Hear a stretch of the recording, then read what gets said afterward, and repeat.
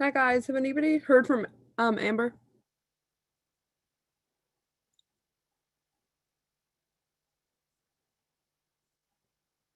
All right, I can text her.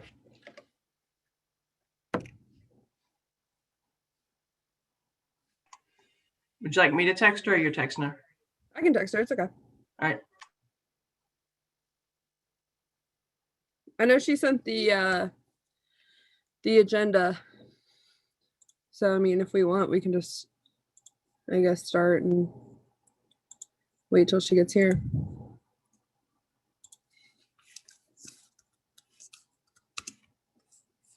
All right, I have Erica here. Oh, she's on. That's her number there. Hi guys, sorry. A little late.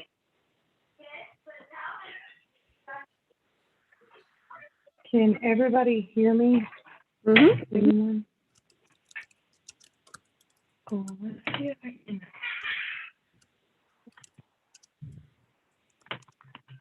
So we have City and Community Development and Recreation up first, starting at 6:30. It is 6:32. I heard Miss Anderson and Mrs. Zorb before I was able to say that I'm here. Miss Underwood, are you present? Yes, she's here. Awesome, cool. Sorry, I'm trying to get into Zoom on my computer right quick. Cool. So Miss Anderson did send me the minutes for our last meeting. Y'all, I apologize. I got my second COVID shot between now and our last meeting and our council meeting and put me out for a couple of days. So then there's that. I will get those minutes over to everybody though to approve tonight or tomorrow. I mean, I can set them out real quick. Cool.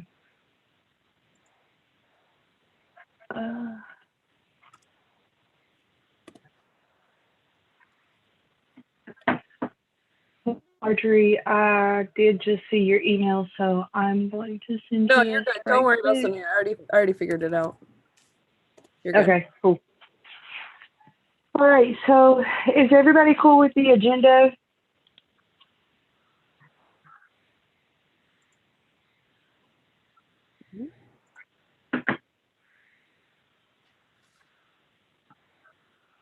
Cool. Is Miss Loree with us tonight or no? Yes. Yeah, I'm here. I went to the admin building, I don't know, thinking I would have printouts. I checked at, I think 4:45, and I got to the admin building at 5:30, but there was no printout. So next, and then you know what? It says that you sent me the emails at 4, but it didn't come up on my computer. So next time when I go to admin, I'll just wait until I get your handouts. All right, I'm here. Thank you. Oh, you're welcome. So to be honest, dear, I have not been printing these. Well, just to explain, I have not been printing these and putting them in mailboxes of committee members. And the reason being is because when I used to go up to the city center building, and I don't know, the little I would use our little printer to print off one copy, and then I would put I would make copies with our big printer. And when I used to go up there, the little printer was out of ink all the time. So then I just started emailing them. But I will gladly print copies of these and put them in mailboxes if you guys want me to. Miss Lurie, I will definitely start putting handouts in there before our meetings. It's just, yeah, this last couple of weeks has been a little rocky for me, so. Okay, thank you. I'll just go back and forth on my computer looking at them. Thank you. Welcome.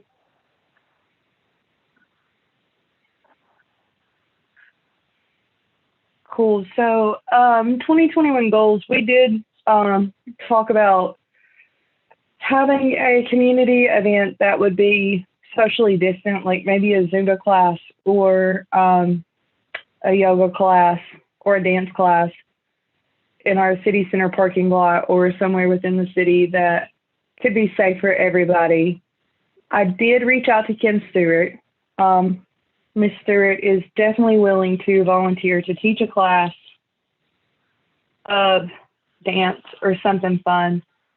So if anybody has an idea for a potential date for this, or if anybody wants to work on it further, that would be cool.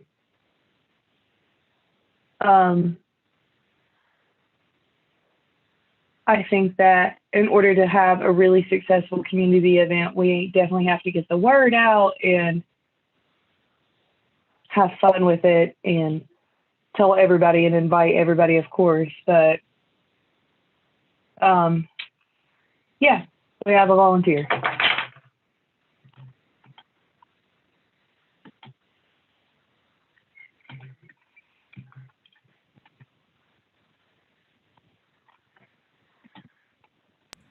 Yeah, I'm sure we could also partner with We Thrive on that. They do a lot of events like that and are usually the ones who coordinate. So I'm sure that the We Thrive members would also be willing to help out.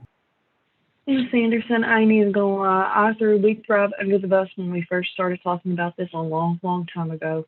I just assumed they would be there. So maybe what we do is our next city and community development meeting, we invite Ms. Stewart to join us, and we invite our We Thrive liaison to join us, and maybe we can work on getting some of those details ironed out in our next meeting. Let me look right quick. There's a We Thrive meeting actually coming up. Let me look 1 second. I'll find it and I'll let you know. But yeah, I can mention it there and see if it would work better for like maybe one or two of us to go to their meeting or one of two of them to come to our meeting. But I can try to figure that out. Cool.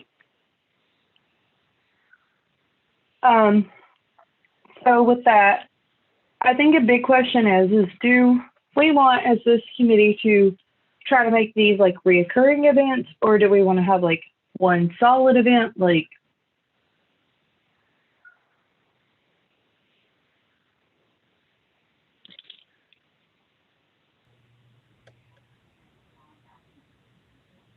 I think maybe kind of like, let's see how the planning for one would go and see how that is. Especially, I mean, with people's schedules and stuff, I don't know if we can like commit Kim to multiple events, as us committing her. So I don't know. I think that would kind of have to be discussed later, but I almost wonder if we would be better suited, because once you pick a time, then you kind of have, if somebody can't make it, then maybe they wanted to be there, but they can't make that particular time.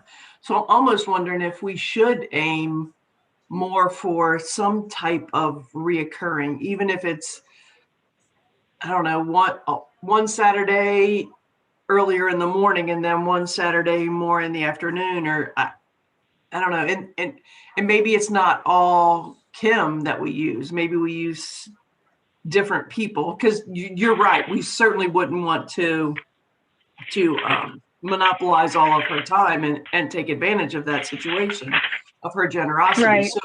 So we would need to use like different venues, and not only that, because you'd want to hit different audiences. I don't know. I think Right.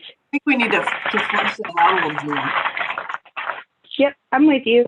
I think that you're absolutely right. When Mary Jo, when you were talking, like, it reminds me of kind of like TED Talks. Like, you have different events for different people, like maybe one Saturday a month.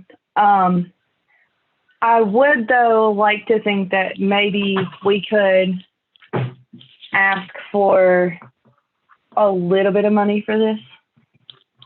Maybe, and not tonight, of course, but maybe we think about a number in our mind. For example, we spend $1,500 a year on the car show, and we get all of that money back. And that is pretty much the amount of money that we spend on recreation for the whole city. So maybe we say that we want to spend $1,000 on all of these events going forward through the summer, but that money can be used to get the word out there. I don't know, try to find sponsors, but to make it something better than just being a thrown together every fourth Saturday we do something fun, and maybe we hire a DJ, or maybe we have ice cream, like, of course that all takes money that we don't have, but I think we should look at budgeting for a community event once a month in the future.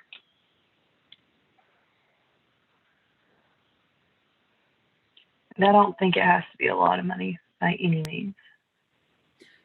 Yeah, I mean, like, I know over last summer, Washington Park did, I forget what days it was, I think, like, I don't know, Fridays or whatever, after work time kind of thing.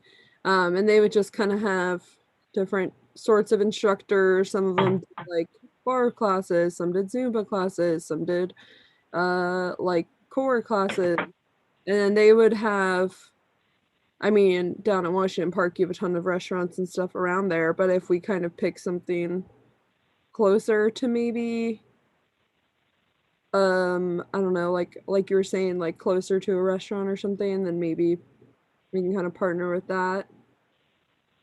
Right. I think that, so actually I know it's not even, I think, one issue that I've seen historically repeat itself in North College Hill is no matter how much we use social media as like a device to spread the word, people still don't get the word. So I almost feel like in order to have a really good community event, we have to do something to tell people. Does that make sense? Like, I don't know, send them a black and white 6-cent postcard that's like, hey, on this day we're doing this. Like, I get vacation Bible school stuff all the time here during the summer. It's just churches sending it out. But like, I feel like a lot of people in North College Hill would participate more if they knew. And so maybe something consistent with a little bit of marketing behind it would be great.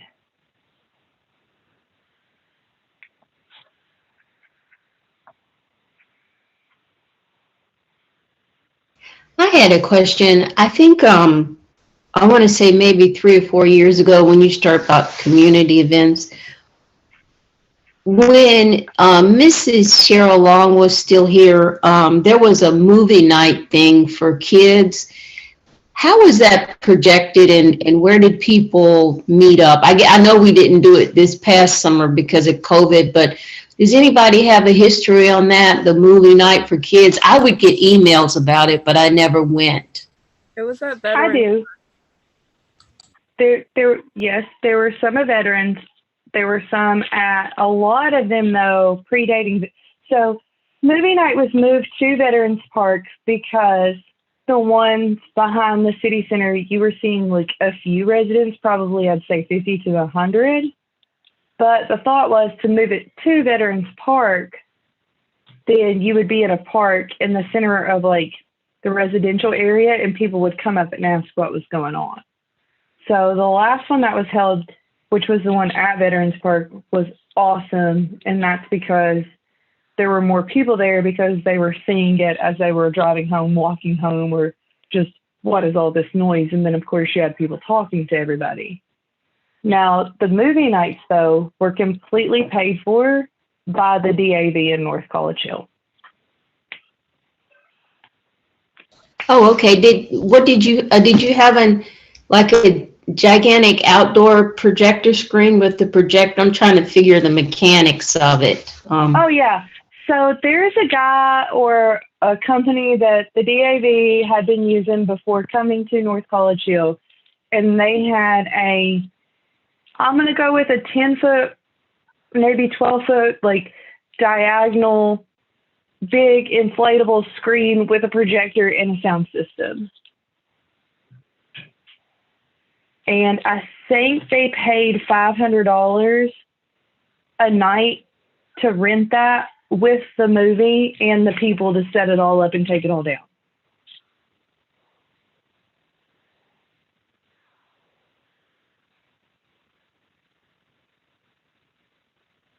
Thanks. I just thought that was a cool idea.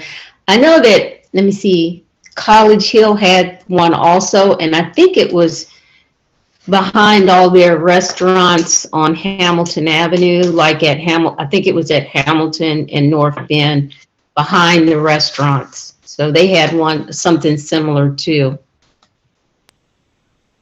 Theirs was behind the old Hollywood Theater, back in the parking lot. It was a drive-in thing. Okay. Yeah, they also charged money for it. It wasn't like a free community event. It was like they made a drive-in and then they charged money for each car, and then like they would have deals with the restaurants nearby. I know they had like a deal one night with like Red Rose and stuff, and so I think that's kind of how they supported it.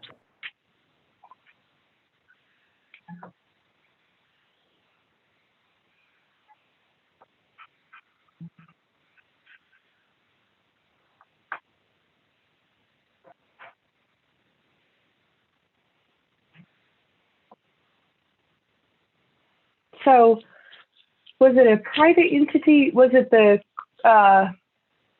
College Hill Development Corporation, like CHDC, I think is what their initials are, or was it just, I guess, like, I'm wondering who. Well, it really doesn't matter. Okay, cool. Look it up.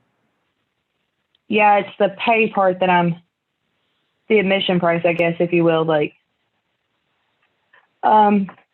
I would think that, and I don't want to throw them completely under the bus, but I would think that the DAV that we have now, even if we have a new commander who is super nice, his name escapes me at the moment, but he is really, really nice. I think the DAV would probably host movie nights for us again if we ask them. So Amber, to answer your question, the Hollywood Drive-In Theater, the person who owns that building, they put it on, and it was done through them, through a private. So it was a private entity. I mean, I'm sure the community helped a lot, but I don't. Of course. Like that. See, that's something that our chamber would have to get behind and say, okay, cool. We want to help do this, this, and this. And I think our chamber actually would. They're a really good chamber. Yeah.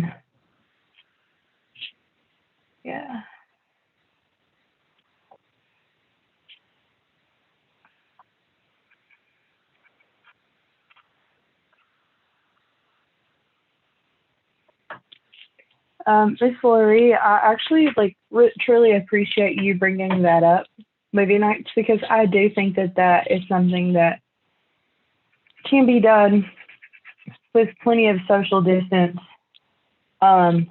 Each family brings their own blanket and watches a movie. I'm going to try to reach out to the new captain of the DAV and see if they're interested in sponsoring them again. And if they are, then maybe we go ahead and try to get like a schedule together of potential nights and see where that goes. Is that cool with everybody?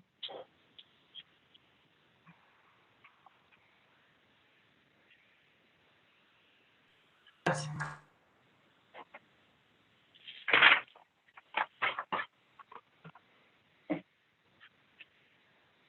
Cool.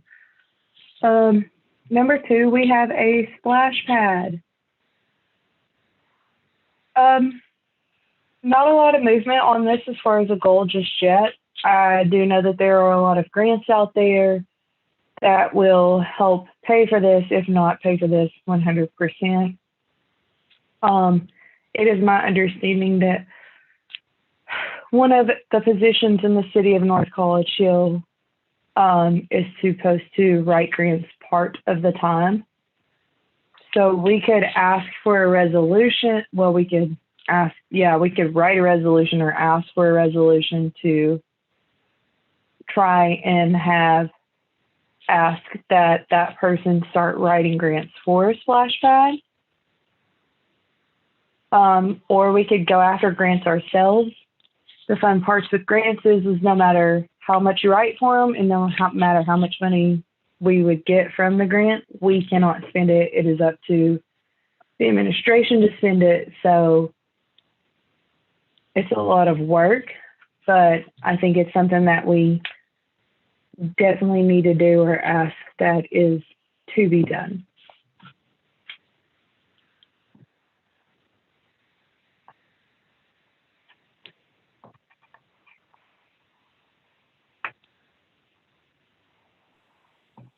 I mean, if the city has somebody who they're paying to write the grants, then I mean, we might as well take advantage of that. But I mean, Part of the time. okay. Yeah, I mean, I'm not opposed to putting in the work for it. I'm just not sure how to go about that. So one of the biggest ones is Nature Works. I think that I've sent this to a few of you guys before, maybe. It is a grant through the Ohio Real Estate Division, and it is literally a grant to help make urban areas more naturist. And I found out because of the Fairfield Aquatic Center. I don't know if any of you guys have ever been there. It's really, really cool. Like, they have a rock climbing wall in their pool, which blew my mind. But there's a plaque there that says provided by the Nature Works grants and blah, blah, blah, blah, blah, blah, blah, blah, blah. So there are a lot of grants from the real estate office, the Department of Agriculture, natural, whatever it is, resources that can pay for something like this. It's just asking that the grant is written for and used for the purpose of a splash pad. I think that actually we didn't have any. So in September, we should have had meetings on community block grant development money, and we didn't. So I'm not sure if we could ask for money for this or not. But I know in our last meeting, we toyed around with different areas and locations. I think that we should settle on one. And I think that Doomlay up there would be the best choice after touring all of them for a splash pad.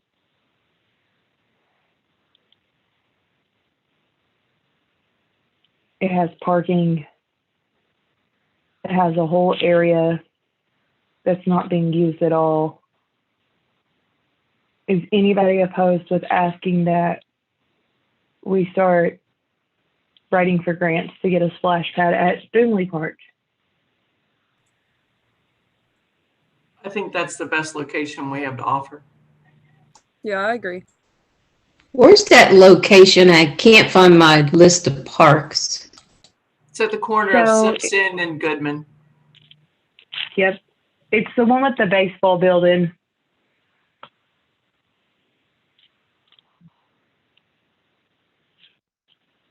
It's not Dumel, is it? It probably is, Miss Lurie. I probably butchered the name of it, to be honest.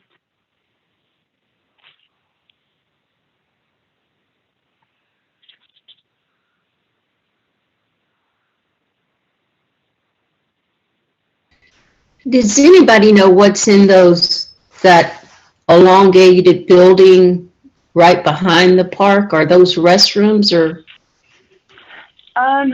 What we're going to air quote know is that I have asked a lot of times to be let into that building to see what's in there. Supposedly it had old baseball equipment in it, and there is a restroom in that building. Yes, there is a restroom in that building. It is not ADA compliant, but I have heard that it is full of mold.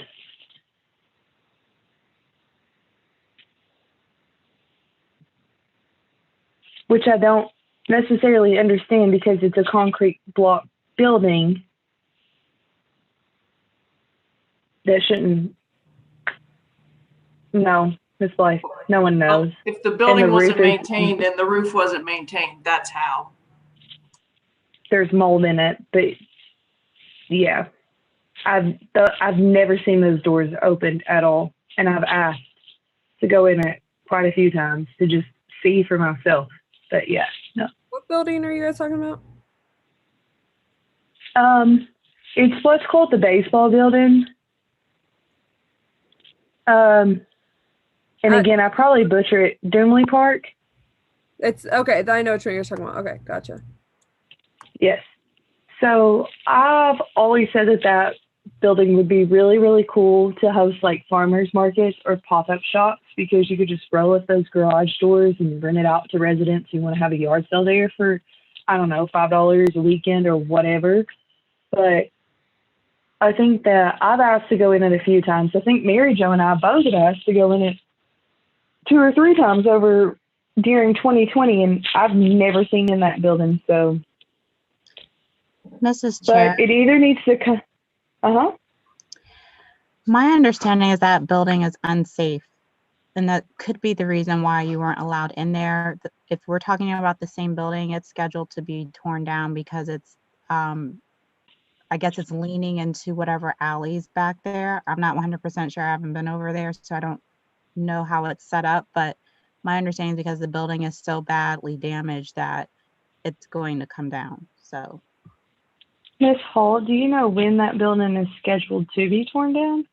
well, I know Public Works was over there today removing whatever equipment and items that were inside. So I would say it's pretty soon. Well, I mean, that's just one less thing that we would have to worry about then. Unless we wanted to use it. Yeah, but I mean, Correct. if we can't use it, then we can't use it, you know? Yeah. I But don't think it's who made that determination, I think is the question.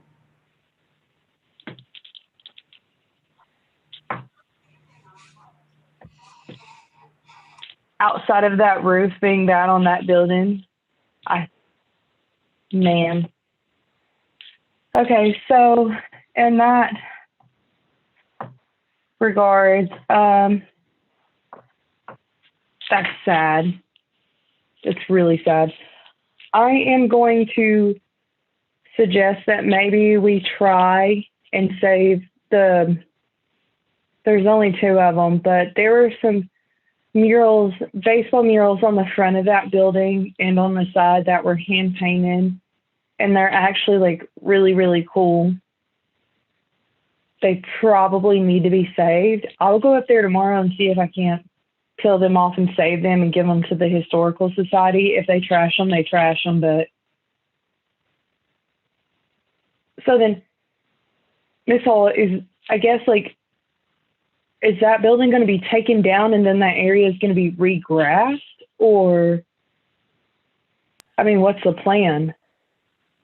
My understanding is that I don't know if it's talks on this committee that I guess the park at some point could potentially be used for a splash park. So I know that because that building is not safe, it's coming down.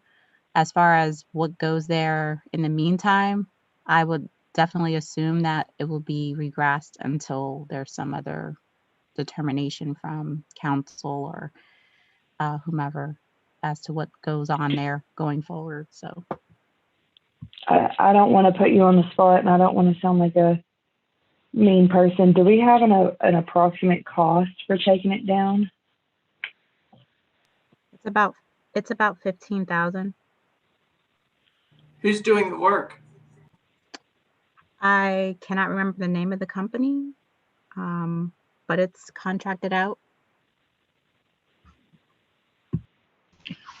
Ms. Hall, are they going to keep on the right-hand side, are they going to leave the playground equipment there, swings and stuff like that? The They only thing better. that's coming down is the building that's not safe, or whatever part of the building that's falling into or threatening to fall into the alley. There's no playground equipment that I'm aware of that's included in that. Okay, No, the got you. playground, a lot of that playground, well, not a lot of it. So that park, a couple of years ago, we got community block grant development funds for that park, and they gave us $80,000. The original playground equipment that is there, which is the yellow, red, and green, that is in horrible shape, is still there. But we added the moon rover and then the the inserted merry-go-round. So I would assume that the swing set and that playground equipment would stay. The playground equipment that is there, though, existing, all of the slides need to be replaced. It's bad. It's been really bad for about 4 or 5 years, but like the slides themselves, guys, like if you go to slide down it, like they're cracked all the way up. So like there's a gap between one half of the slide and the other half of the slide where the plastic's just deteriorating. So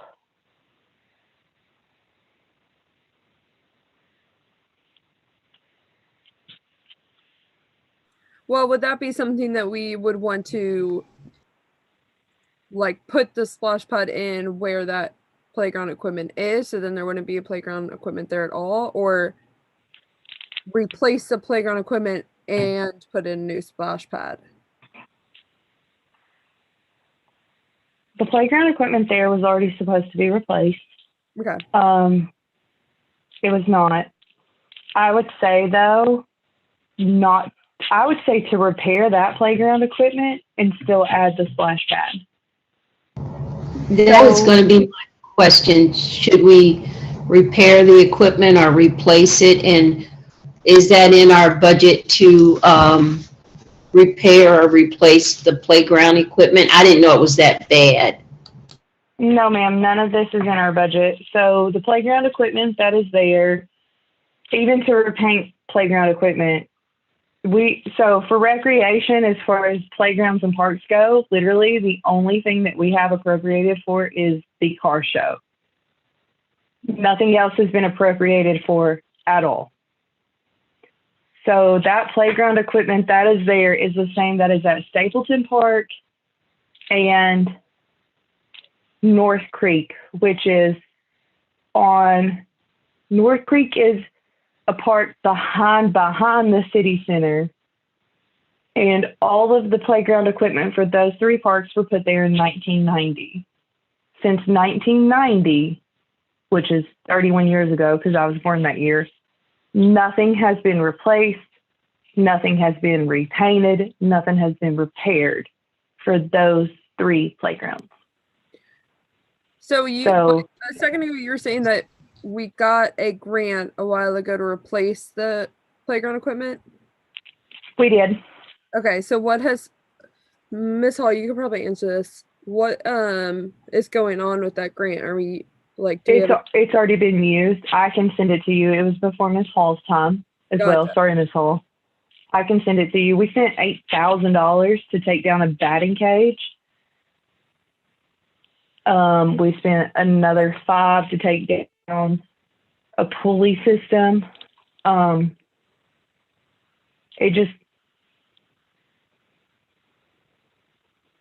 We didn't repair anything.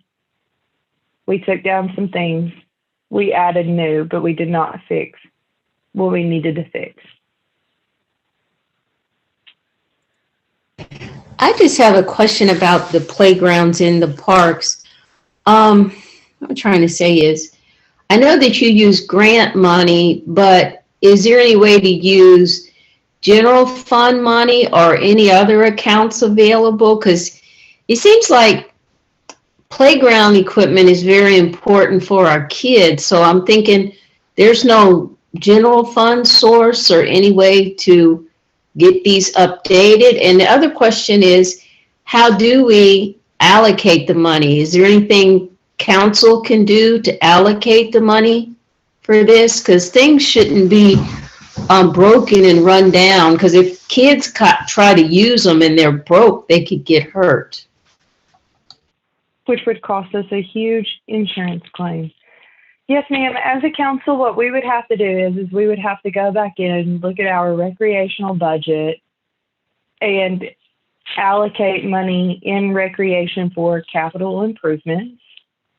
The problem is that we are so cash strapped that in order to actually make repairs, Miss Hall can probably tell you more than I can, but it would be, we've never appropriated the money into repairing our parks and our playground equipment because there's always something that takes a bigger chunk that we have to deal with, if that makes sense. Yeah, I mean, I think if we would want to free up general funds for stuff like playgrounds and splash pads, then I think we would need to make it so that things that are taking up large portions of the general fund are being funded in other ways. So, I mean, I don't know if it would be that, you know, we would exactly be able to do this right now, or just kind of wait until different levies pass or don't pass and see how we can free up funds that way. I don't know. So can I just point out that unless some of you guys knew, I didn't know that we had $15,000 to spend to tear down a building. So apparently there's money out there. So we should just appropriate it, I guess. Yeah, because I'm with you. I mean, for me, guys, and I know we're not in budget and finance, but when I get the yearly budget, what I see on that is I know that it's a budget and it fluctuates, okay? Like, I get it. But what I see, though, is I see what it is going to take to run these departments, what it's going to take to put food in the mouths of all of our employees' families. And so when there are no capital improvements all across the board for the city, I don't really question it, because I see that we are making sure that people are fed, making sure that OPRS is done. We are putting our employees first. And so that's why we've never really appropriated any money toward recreation. But on the other hand, if we have $15,000 to take down a building, we should have $2,000 to buy new slides from Menards or Lowe's or Home Depot or wherever and put them on these playground equipment structures. Like, I just think that if we could be effective, if anything, I mean, this is my idea. The least we can have as a city is 3 to 4 playgrounds that are up to date and working. And I don't think that's breaking the bank or anything extravagant. I mean, I always think about children and they need somewhere to play. When I first saw the Veterans Park remodel, I don't know, 10 or 15 years ago, that was so nice. I was so excited. And I even saw that they had little miniature gardens. So I think the least we could do is, I mean, splash bag is extravagant, but the least we can do is have our playgrounds up to date and safe for the children. I mean, that's the least, and we should appropriate some money for that for every year, to making sure nothing's broke and everything's up to date. I'm just saying baseline minimum for our parks. So I don't know if we would want to get together and go around and look at some of the playgrounds. I wouldn't mind doing that on a Saturday, just to take notes and look at you kind of see what's going on with each. I don't know where every playground is, but I'm sure you guys do. But go around, look at the So- playground, see what's going on. Thank you. I mean, I will say though, like if there's a building that's falling down at a playground, I feel like that's pretty important to take care of. And I know that Miss Anderson, I think you should go look at the building. But I mean, I'm not first. a public works expert. If a public works expert who's doing their job is going to tell me that this building is about to fall into an alley where little kids are playing by a playground, I'm going to trust them to know that it needs to come down before anything else can happen. That's kind of how I see it. And I mean, I know that's hard, but like, I think if we do want to make that playground better, the first thing that we need to do is make sure that the structures around it aren't going to fall on top of some kids. I agree. I agree. Yeah. I also agree, but I also think that you guys should go look at that building. I mean, I've seen the building I a think times. I know what you're talking about, and I think the murals are beautiful. If we can save them, then they'll try to do that. But I think, you know, we're kind of beating a dead horse at this point. Maybe moving on to, I know that other people are asking like what size the splash pads come in. That's kind of the next thing on the agenda, unless anybody else had anything on the park. I didn't mean no. to- I do Amber, actually. I think that. Yes, ma'am. Miss Fleury, I will gladly take anybody around to all of these parks and show you all of them of what is owned by the city. The only one that is actually on the books that has no playground equipment at all is Wise Park, and that is across the street from the Senior Citizen Center. And the city does not even maintain that park. It's a group of private citizens that maintain that park itself. My question was, out of all our parks, I remember Mr. Mosby, he emailed us a list of our park, other than that Pease Park. So out of all the parks, the only one that doesn't have swing sets and slides is Wise Park. Wise Park. Say Wise. Yes. Okay. Now, Pies Park. So let's just be completely clear on Pies Park. Pies Park, that's not our park. So Pies Park, this gets a little weird. Pies Park, the land is owned by Clover Nook Center for the Blind and Visually Impaired. A citizen and then a group of citizens wrote for a grant for play equipment. The play equipment is owned by the grantor, and kind of the city of North College Hill. So Pies Park does not belong to us. It is not an asset that we can claim or not. Yeah, I feel bad because Mr. Mosley emailed all the council. Now I can't find my park list, but I know I have it. I just have too much paperwork. Thank you. I can try to find it for you real quick. Hold on 1 second. And Shauna O'Rourke was the citizen who started that whole grant process with Pies Park, and he is awesome. I actually spread mulch with him last year at the other parks because we didn't have enough public works people or staffing to spread mulch, and he got a bunch of mulch donated, and we spread mulch at all of the parks in North College Hill. Like, I do not want to undermine what he did for Pies Park. I just wish at that point in time it would have been put on city-owned property and not privately owned property.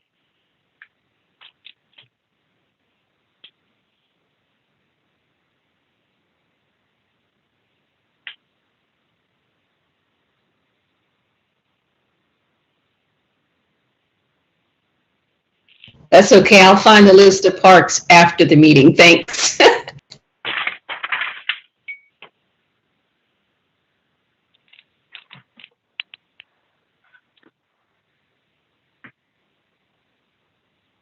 Cool. Okay, so moving right along to our comprehensive plan update. I did send over the resolution to ask that we would request for RFPs for our comprehensive plan to Ms. DeWald a couple of weeks ago, but it got lost in her inbox. So did everybody have a chance or the time to read our current comprehensive plan?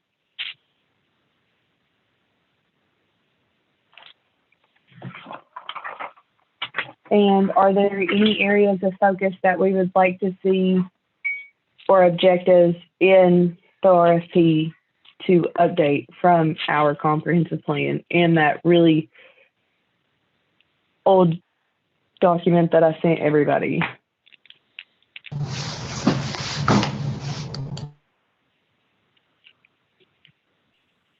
I confess that I have not read it. Yeah, sorry, I didn't know we were expected to, but I can look over it this week.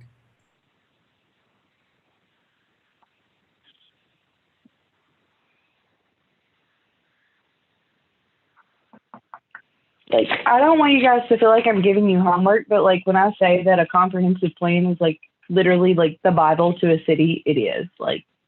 And so I don't know, of course, and I talked to Mr. Mosby today and I told him, well, we had a conversation about it, about this committee would ask for if we had any objectives that we wanted to see updated in our comprehensive plan, we would ask that it be done. I know that we hear all of the time that we want to see economic development, economic development, economic development. That's huge in a comprehensive plan. We want to have a measurable guide of the amount of services that we are providing versus the amount of services that citizens actually need. That's part of a comprehensive plan. Zoning,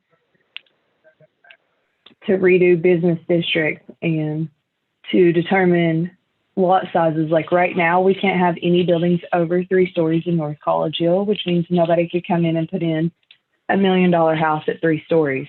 But we also can't have tiny homes here either.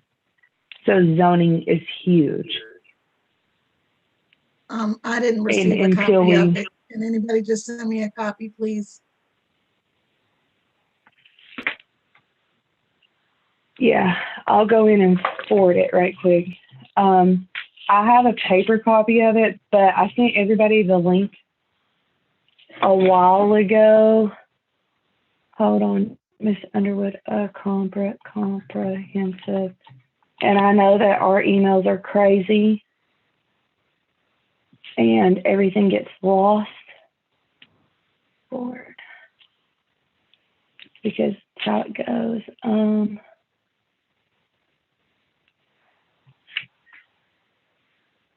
If you haven't found it yet, I found it and I can forward it to Miss Underwood. Yeah, I just wanted to add Miss Lurie to it too. I got Just so the way that she could have like a link. you. So, yeah. I got you. Looks like it was sent on January 11th. I see it in my email, I think.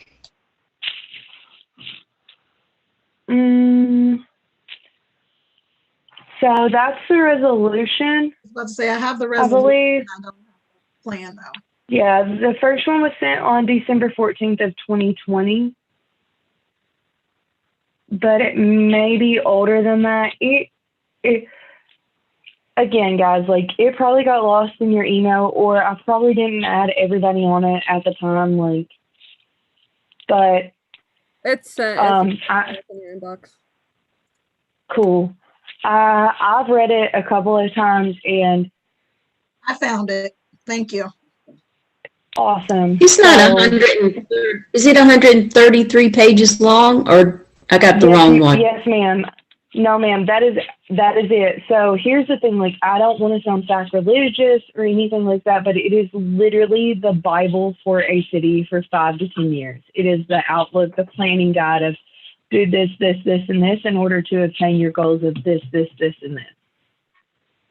So it is like the map, the guiding document for a city.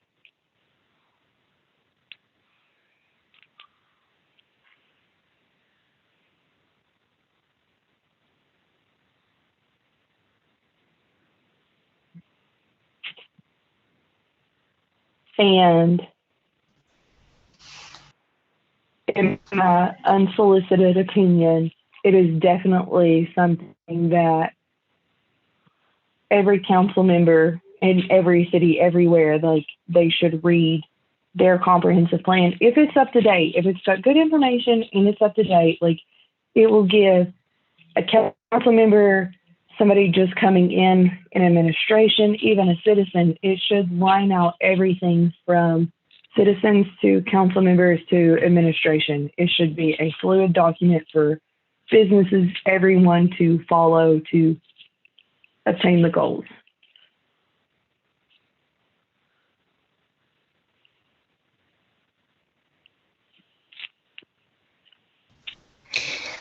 Is it okay as a committee, or is it okay for us to not talk, but email to set up a time to look at the parks? But then again, I'm just thinking it's 20 degrees outside, but is it okay to email to set up a date in the future? So yes, ma'am, we can set up a date.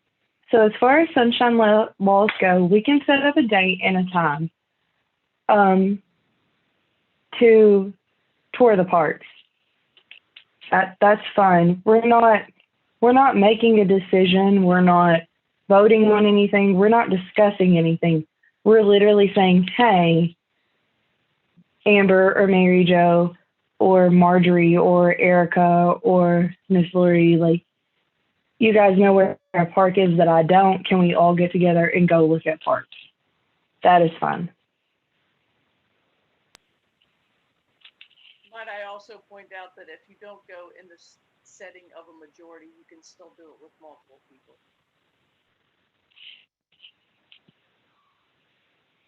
I'm sorry, I didn't hear you. I didn't hear you. I'm having audio issues. Sorry. Does that help? Yes. I said I wanted to point out that also, even if you go in a group, as long as you're not in a majority setting, you can still go. Yeah, but if we're in a group and we're literally like, I feel like maybe I'll get in trouble for this. I don't think I will, but if we're in a group and I'm literally just showing you where things are, like I pull up, I say, follow me, I pull up, you get out, you look, we don't talk about anything. There are no decisions being made. I'm just literally showing you the parks. I don't feel like that there's a problem with that, whether it be one person or all 7 people of council. If I'm just saying, there it is, go look, you know? Correct. I could be wrong. Like, You're not. okay, like, not trying to be an I was ass. just interested to look at it and then just jot down the state of the conditions, what's good, what's bad, just to go and look physically. Because when I had talked to Mr. Mosby about the Pease Park, which is not ours, we don't own it, but he asked me, he said, have you actually seen the park? I says, no. He said, no one should have been in the park because he said it was barricaded and you can't drive down there. So for me, it's just being able to see the conditions of the park and what you're in. Miss Lori, I would like to ask a really random question, maybe, like, in the context of y'all's conversation with Pease Park, why was it barricaded? Are you I sure think you didn't say North Creek was barricaded? Because Yes, North Creek that's probably correct. is. It was North Creek. It wasn't Pies Park. Okay, It cool. was North Creek. Yeah. Oh, hi, Ron. Hi, Ron. It was- Sorry, I didn't know you were on here. is Pease, I thought the one that was owned by Centers for the Both Blind. properties are owned by They're both owned by Colgate. them. So you Okay. drive We are through only Pies Park. leasing Pies Park, however. You drive through Okay. Pies Park, and if you continue down the road and turn to the left, it turns into North Creek. So why is In the North same Creek general barricaded vicinity. then? Because North we're Creek not is leasing it barricaded anymore. because we're not leasing it. We're only leasing Pies Park. Yeah, so that was my suggestion, just if a few of us can take some time out and just go walk around and look at the parts. If it only can be 2 or 3 of us, that's fine. That's fine. I can go with Amber, so we don't take a majority of people around. I understand. Thank you. Yes, ma'am. Ron, thank you for being here. On a side tip though, North Creek, I know that Clovernook owns the land, but the play equipment, do we own? I feel like we have to because it's the same from Stapleton and Doomlay. Can we see if we own the actual play equipment and maybe move it to like an area that we own?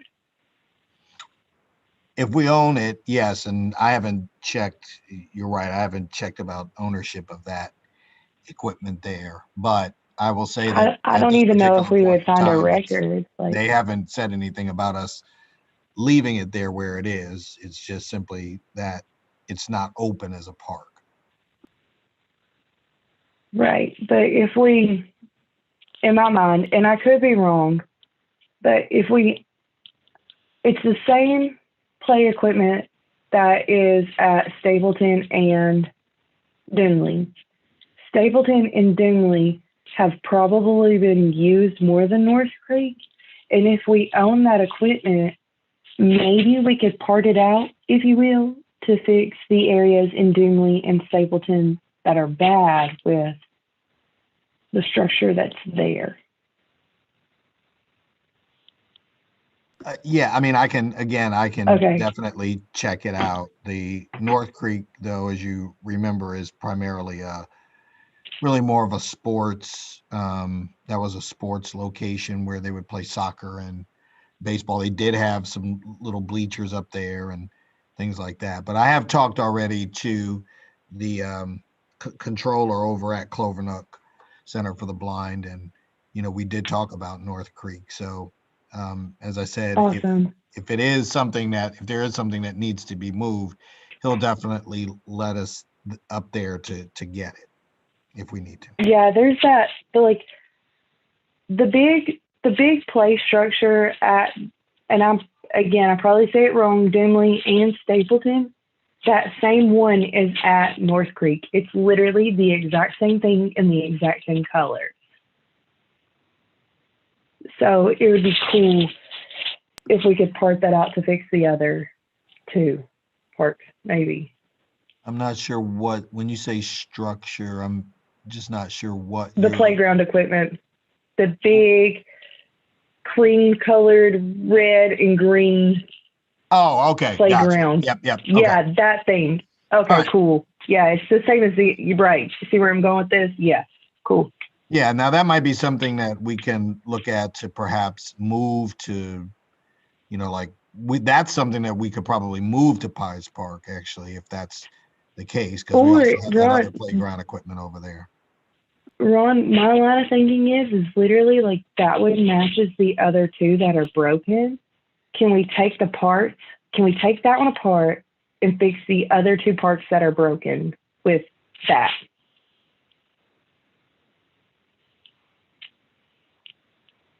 You're mentioning you mean you're talking about cannibalizing, basically taking, because I'm not certain. I know that when we had the stuff repaired, yes, sir. When we put the new equipment into Doomlay Park, the playground people who put it in were concerned about the condition of the existing equipment at Doomlay. Because it's bad. Mm-hmm. Right. So I don't It's know bad.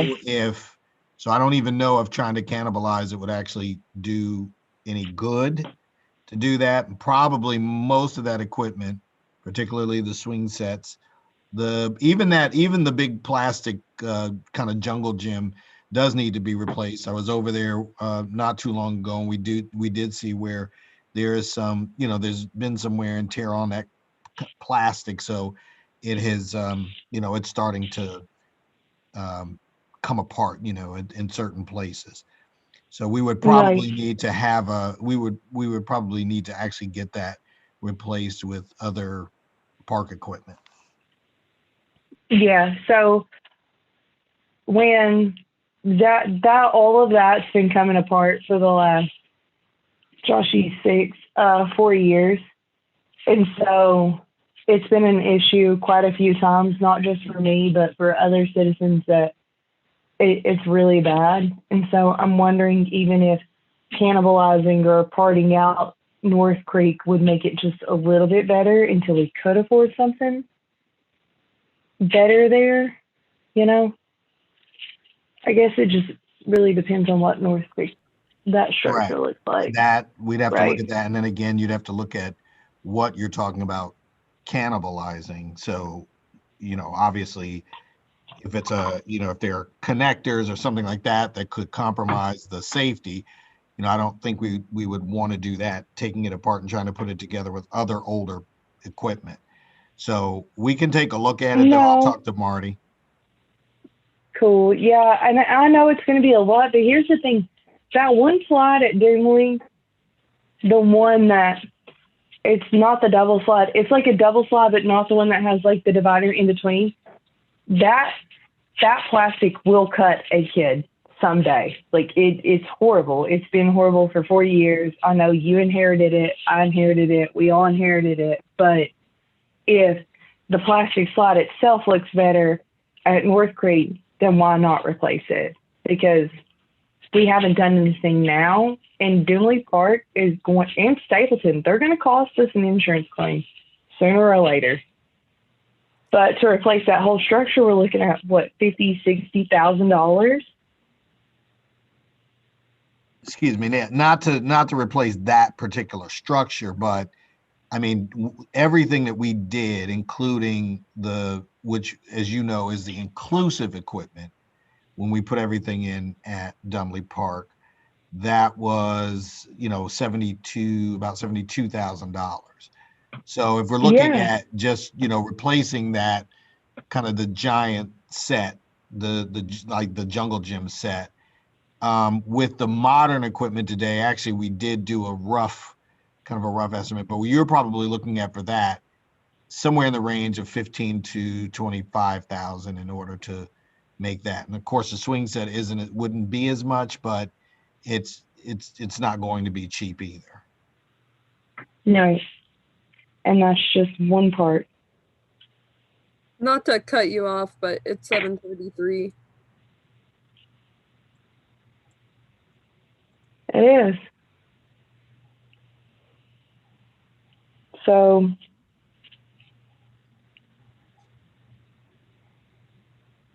yeah, sorry guys, okay. So right quick to wrap up city and community development.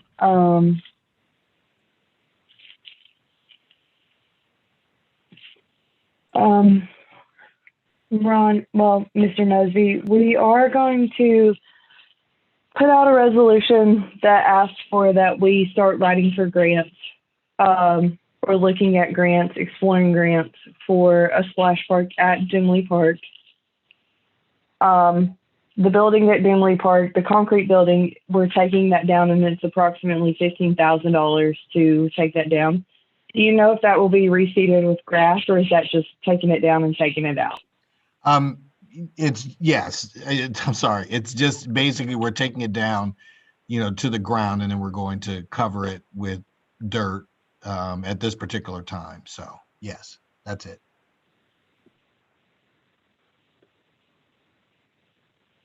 Cool. And then our comprehensive plan, everybody is going to read the actual comprehensive plan and the old list of objectives that were sent out a while ago. And then next meeting, we will give you, Mr. Mosby, or the whole administration, an idea of what this committee would like to see as an objective for updating our comprehensive plan.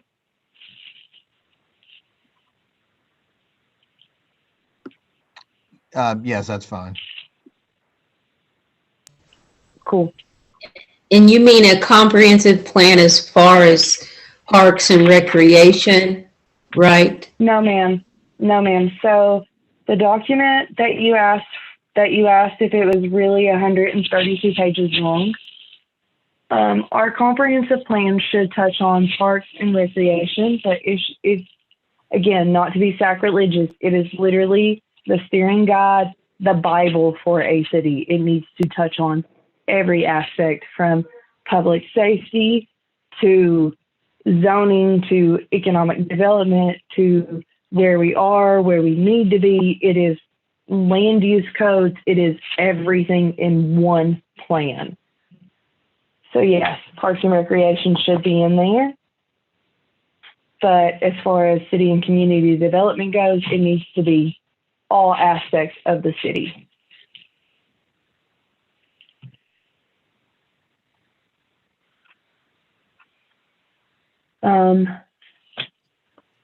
Ms. Lurie, I don't think I sent you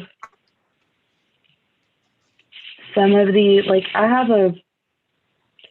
a comprehensive development document that has been edited and changed and modified of objectives. And it's going on 3 or 4 years old now. So I'm going to share this to you though, very quick, just so that way, actually, I'll go ahead and do it for everybody. So that way you can see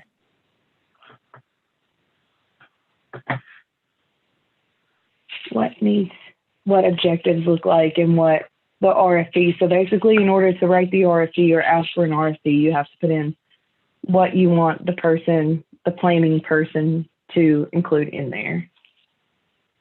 And that's what this is. Hey, Amber, can you just send that out in an email and we can wrap up this meeting so we can get to the next one? Doing it now.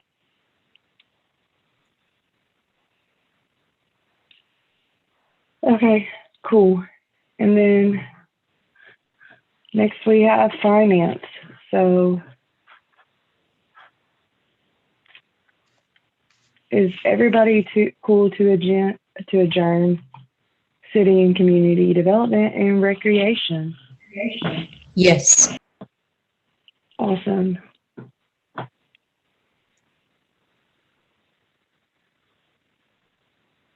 Cool. So it is 7:39 p.m. and we will start our budget and finance committee meeting.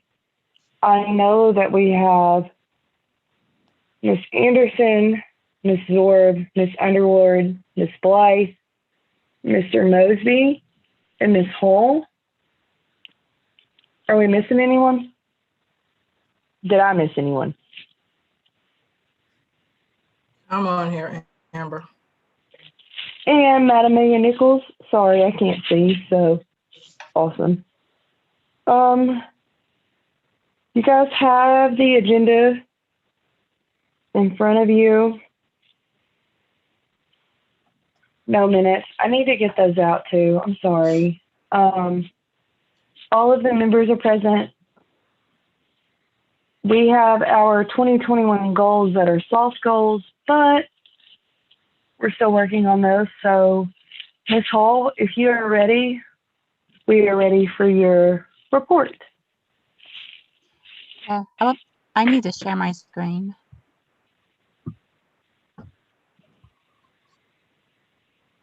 Okay. I don't know how to do that. Go ahead. Okay, let me try again.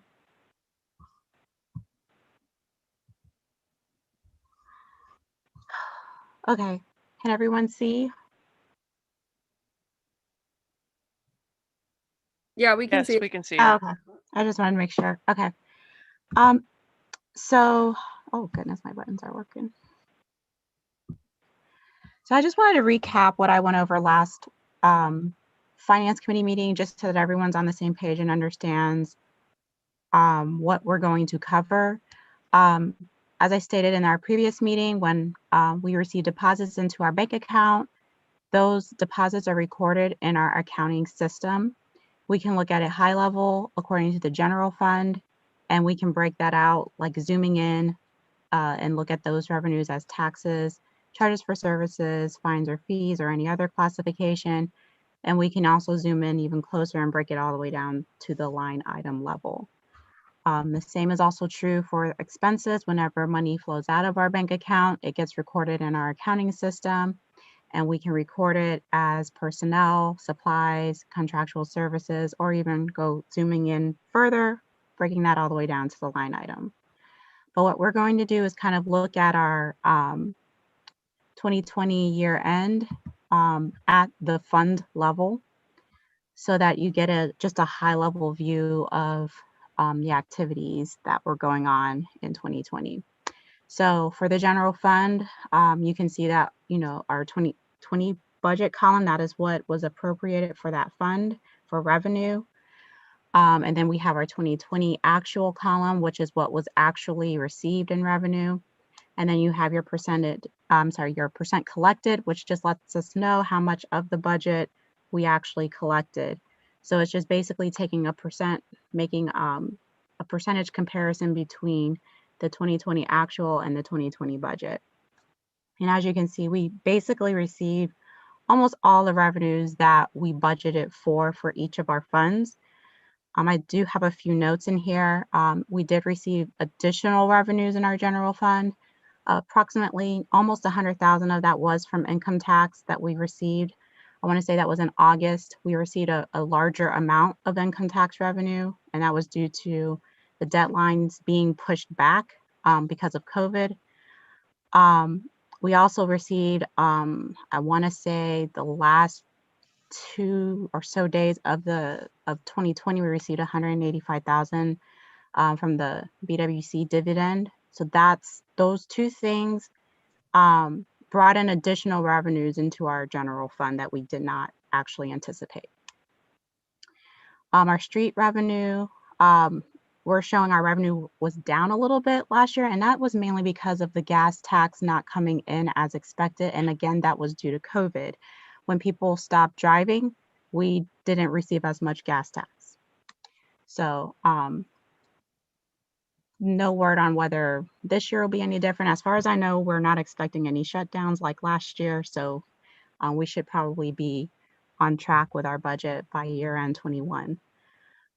We received additional revenues in our fire equipment fund, and those were due to grants. There were grants that came in for that Chief Fells had applied for, and those offsetted, costs for various pieces of equipment. As you all know, we also use CARES money to offset additional items spent in the fire equipment fund, as well as in the general fund for items due specifically to COVID. Our waste collection did not quite meet our budgeted goals, but we still came in pretty close on target. And as we go down, you can kind of see that that's basically the same theme for the fire levy, the police levy, and the street levy. We did not receive everything that we actually thought we were going to receive, but we came pretty close.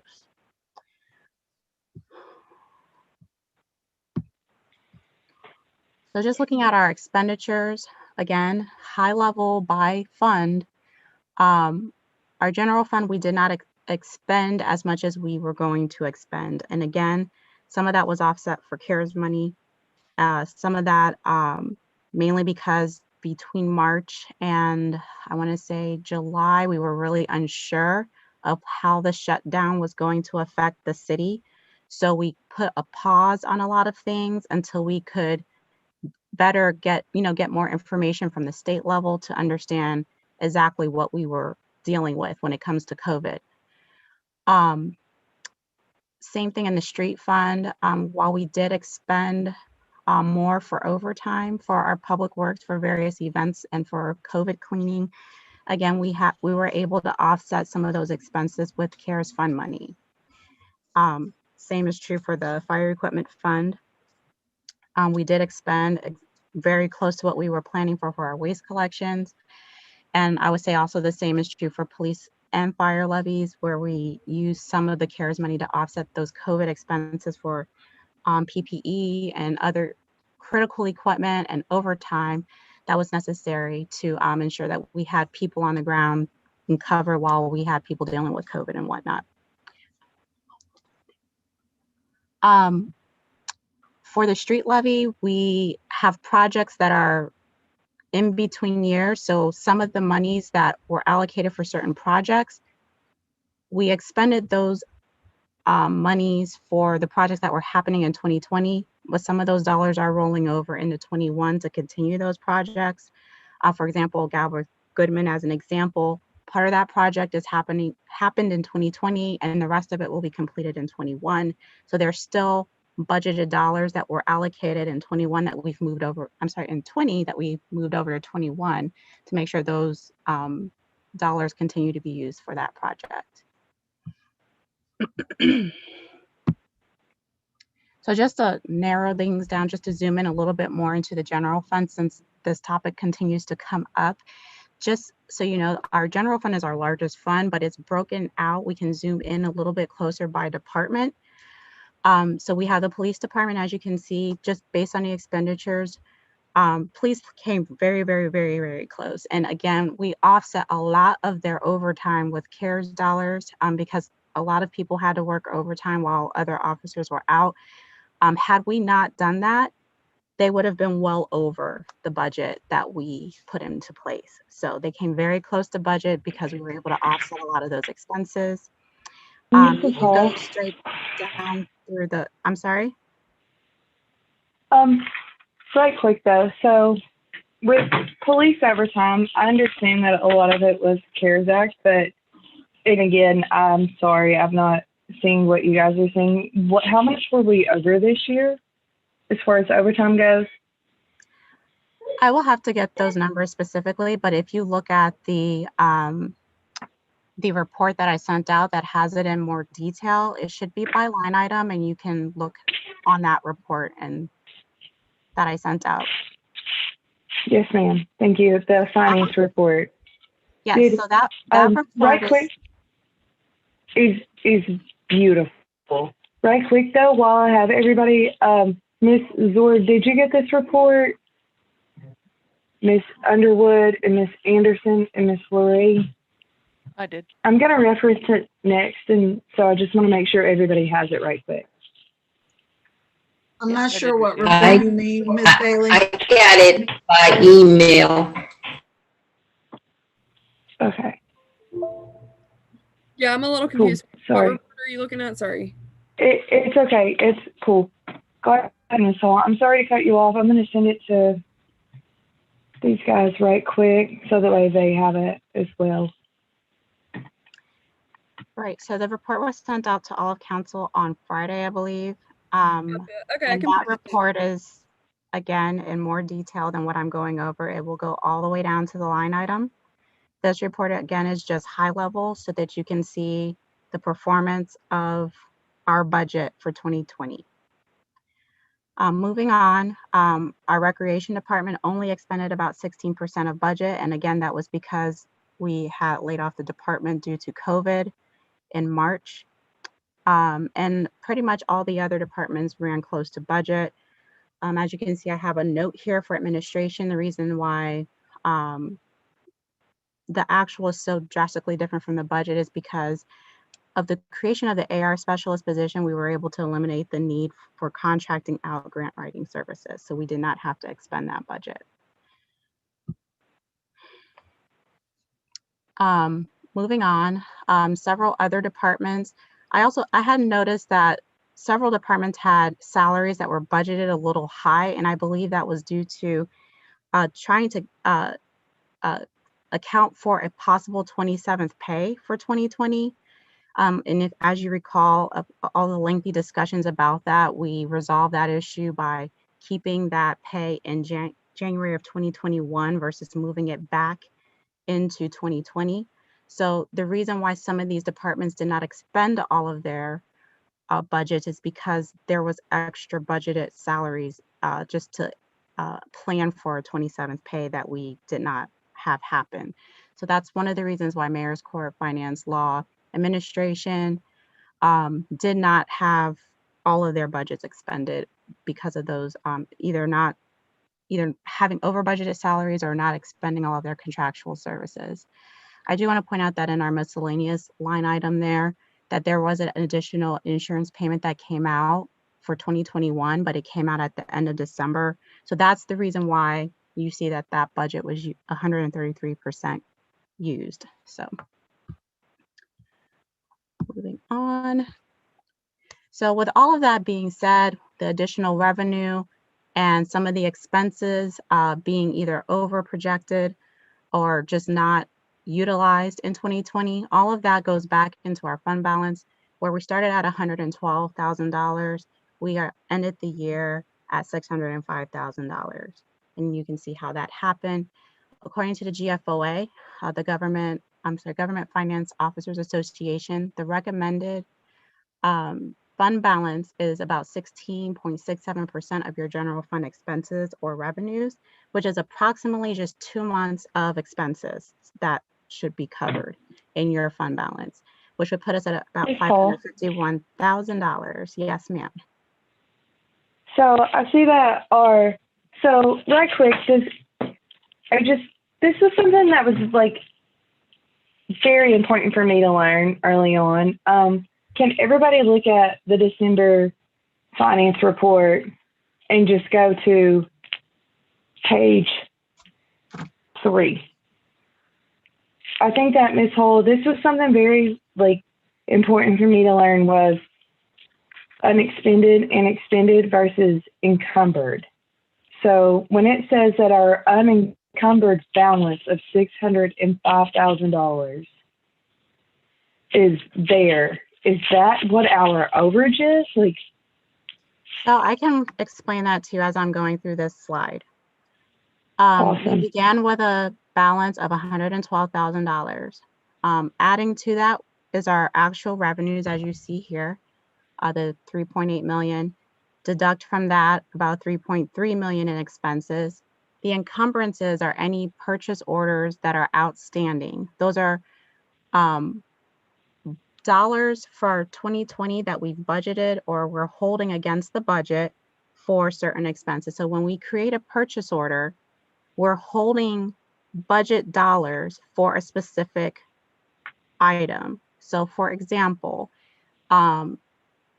if we are planning to purchase a street sweeper, let's say, for example, we wanted to purchase it in 2020, but for whatever reason, we were not able to acquire it in 2020, but it's still held in a purchase order. That is an outstanding expenditure item that will basically be subtracted from your cash balance. So this balance, when it says unencumbered, this is what's left after you take out those expenses that are outstanding. So in our case, we only had $278, and I believe that was a fire purchase order for some equipment, medical equipment that's outstanding. Subtract that out, and this is the balance that you have, $605,000 without any other expenses tying to that money. It's free and clear dollars. Right. So unexpended is everything that you have like a post-dated check for. Your encumbrances are your post-dated check, and then your unencumbered balance is your balance minus your post-dated check, in essence. So, right. So 605, 842, 29. That is what we closed the year out last year in our general fund. Yes. Cool. I had extensive training on how to read these reports, so I just want to kind of like explain to everybody how it goes. And if, I'm sorry if you guys think that I'm like degrading you or belittling you, but if you expend for something, that means that you're prepared for it, but you haven't written a check. If it's an encumbrance, then not necessarily true. If it's unexpended, you know that it's coming, but like, right, your encumbrance is kind of like you've posted a check for it, like it's coming out, like, and you know that. Unexpended is you have the money there, but there may be stuff that comes up against it. And then your encumbrances shows what you have coming against your unexpended balance. And then your unencumbered balance is your free and total clear money. And then the final line here is 16.67%, which is what the GFOA recommends that all municipalities have a minimum amount in their fund balance to be considered a healthy fund balance. So, are there any questions? Other questions?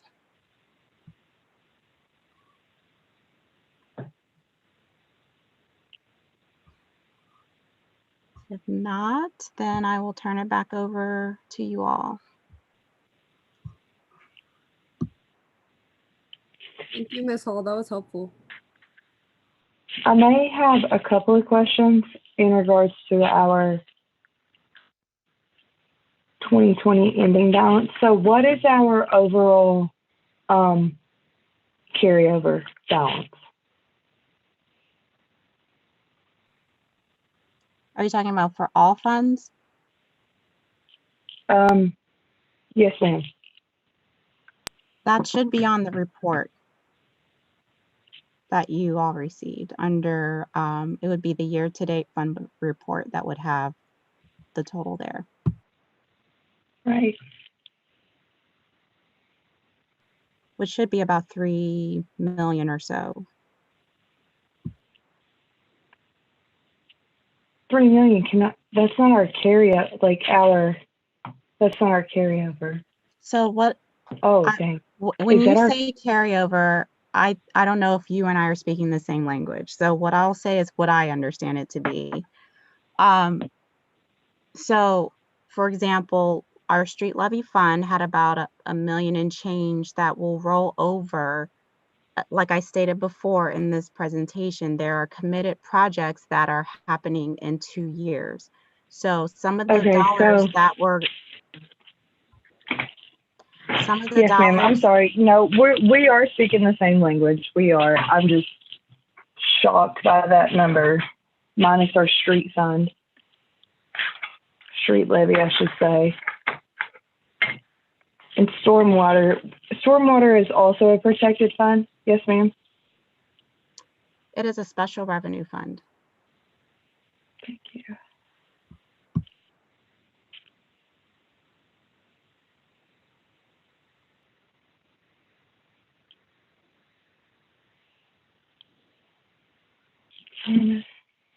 Sorry, I'm trying to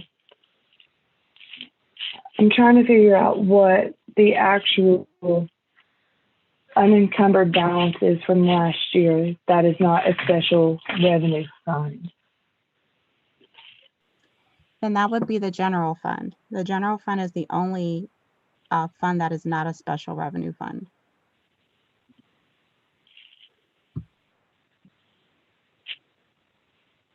So we had a carryover last year of $605,000.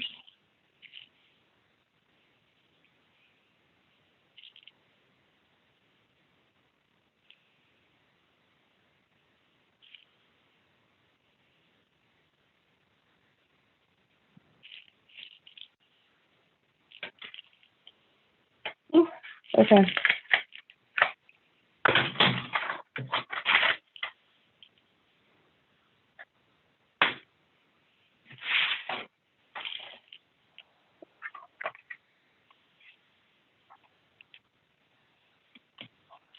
Now the 605, 842.29 that we are carrying over from last year, does this, yell at me if I bring up old dirt, but does this include the $90,000 of the, or $80,000 of the, whatever it was that we missed on audits for a lot of years? Does this include that?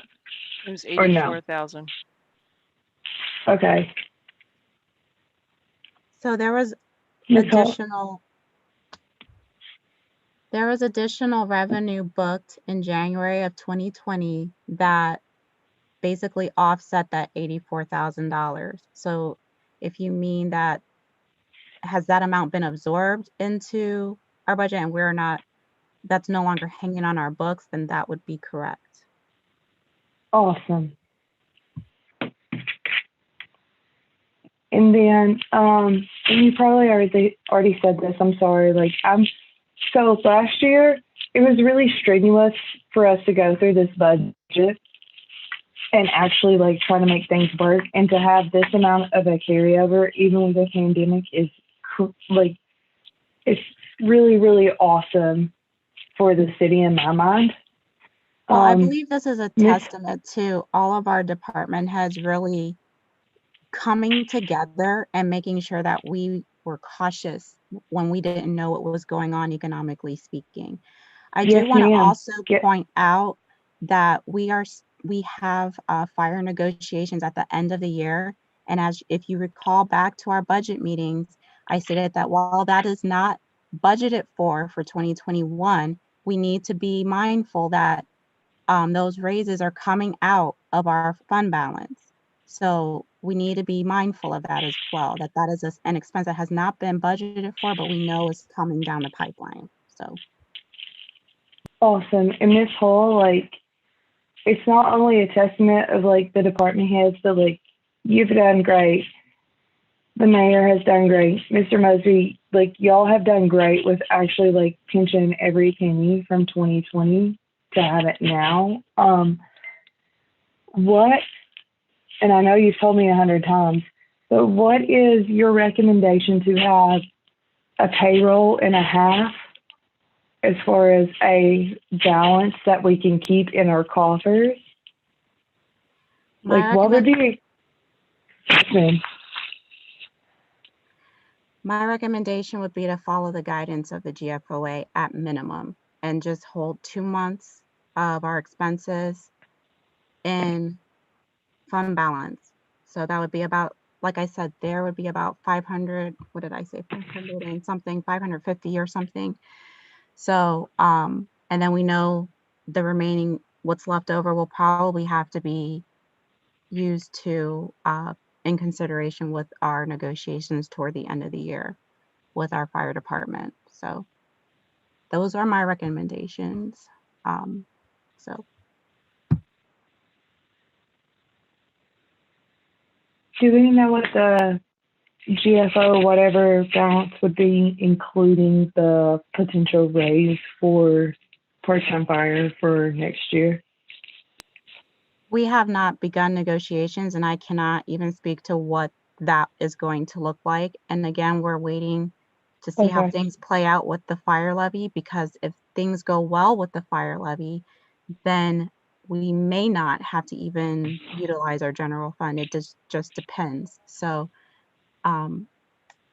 but as far as your other question, let me go back a slide. I believe it was $551,429 based on our $3.3 million expenditures.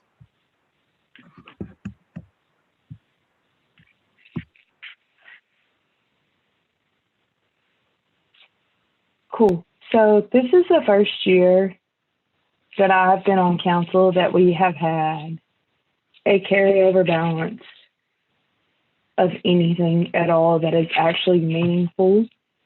And we've talked for a few years about starting an investment policy. Do you think, Ms. Hull or Mr. Mosby or anyone who's better at this than me, that we should invest in, like, the state STAR system, or to kind of, like, gain interest on this, or no?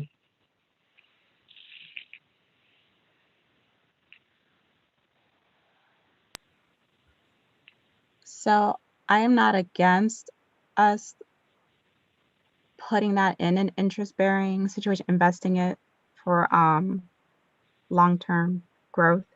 I think we need to investigate and see what's right for the city.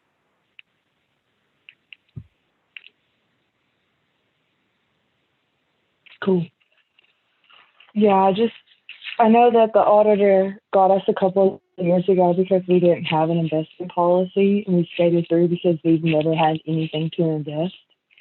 But kind of looks like enough to invest. And so, like, I don't want to steer us wrong and not get dinged again by an auditor because we don't have an investment policy and we actually have enough to invest now, if that makes sense. So that's awesome. Good stuff, guys.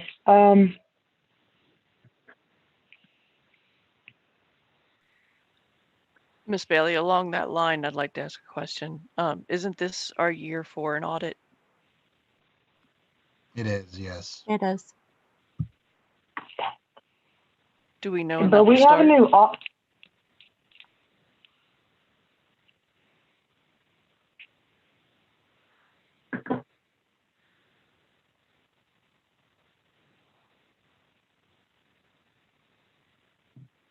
Does anybody know when that's going to start? It's probably going to start around June or July.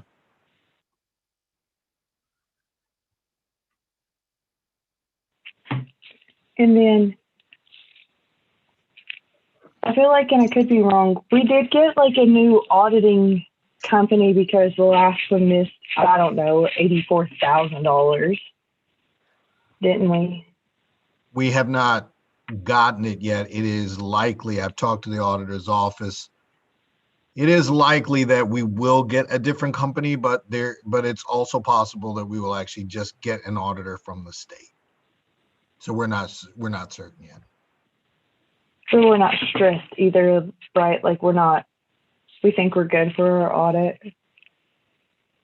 I mean, we have some, Ari and I, we know that we have some things to do, but as far as how our finances look, yes, we are confident that our finances should pass muster, if you will. Yes. I would like to take a moment though to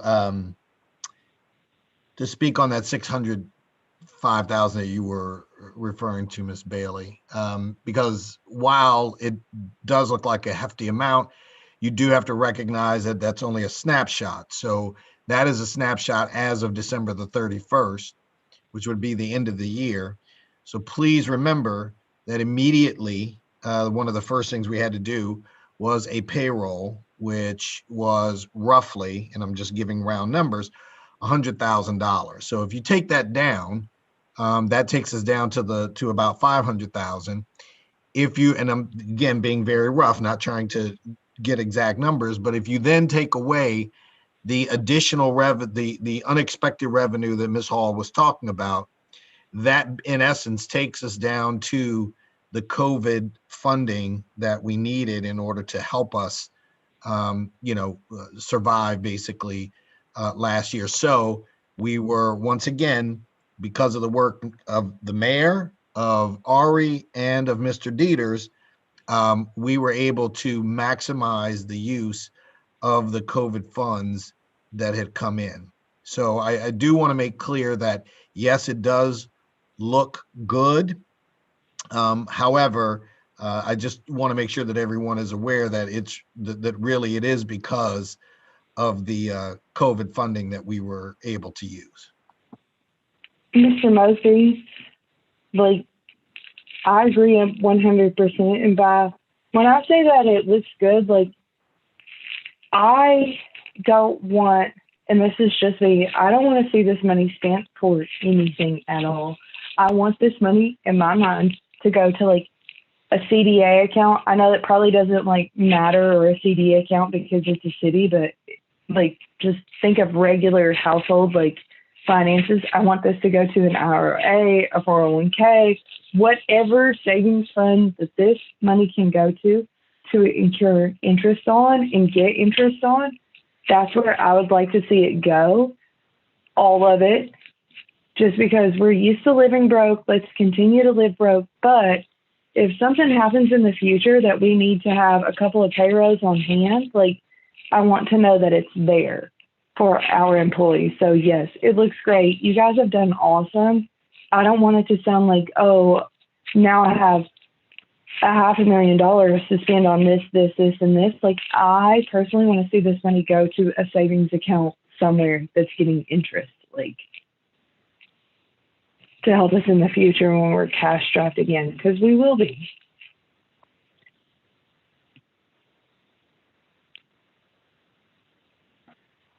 So I apologize if it sounded like I was trying to spend this money, but I think it needs to go to a savings account.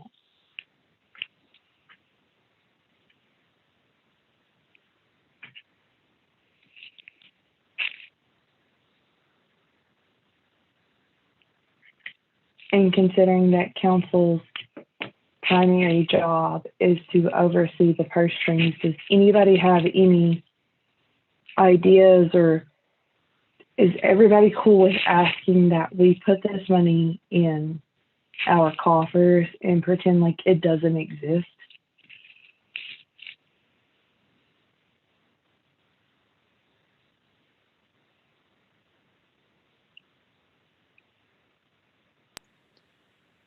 I don't have a problem with that. I don't know how realistic it is long term, though. Right. I don't want to see it. I don't want to like burn through it. Like, I just think that we should have a policy somewhere that says we will have, and Ms. Hall's told us and me 10,000 times, the OF, whatever it is, like, I think we should have a policy that that says that's what they recommend and that's what it's going to be in our coffers until mess really hits the fan. But we need to protect this overage and have it protected so that way we at least have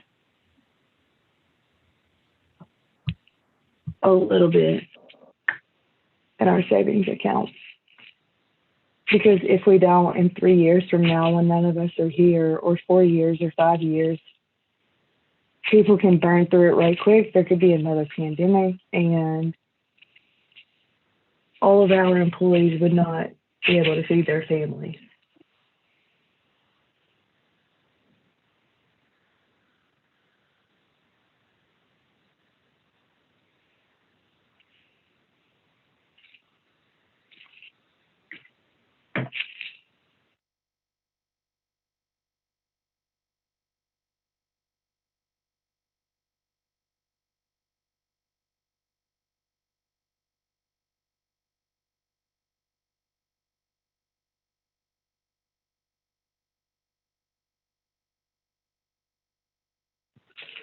So would we like to ask that the law director writes us a policy that recommends that we have the GFOA recommendation of money put away that cannot be used in a protected fund for future issues? Yes.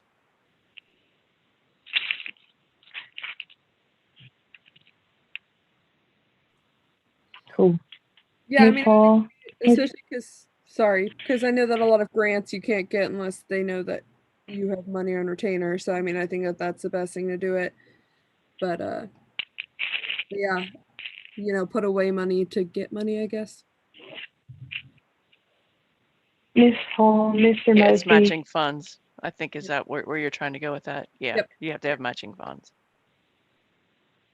But so matching funds, like, you have to be willing to spend those matching funds. Like, Yeah, I understand that, but I mean, I think either way is a start.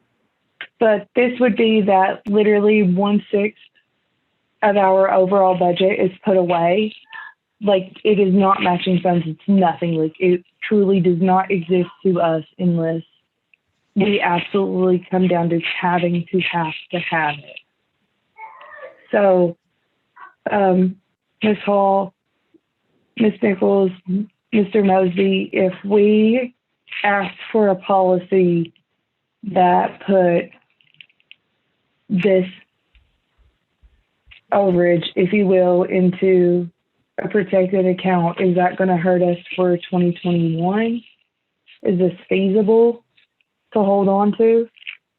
It isn't going to hurt us. It's certainly not a bad idea. I think the point that I was trying to make to you earlier, Ms. Bailey, is that it was not going to be $600,000. That's the only thing I was trying to say. It's probably going to be closer to the 400 and roughly 50,000 that we received, excuse me, in COVID funding. That's why I said I wanted to just make clear to everyone that snapshot was as of December the 31st, but some of those funds have already been expended. So it's not a bad thing. It's just what I'm telling you is the amount would not be that exact amount.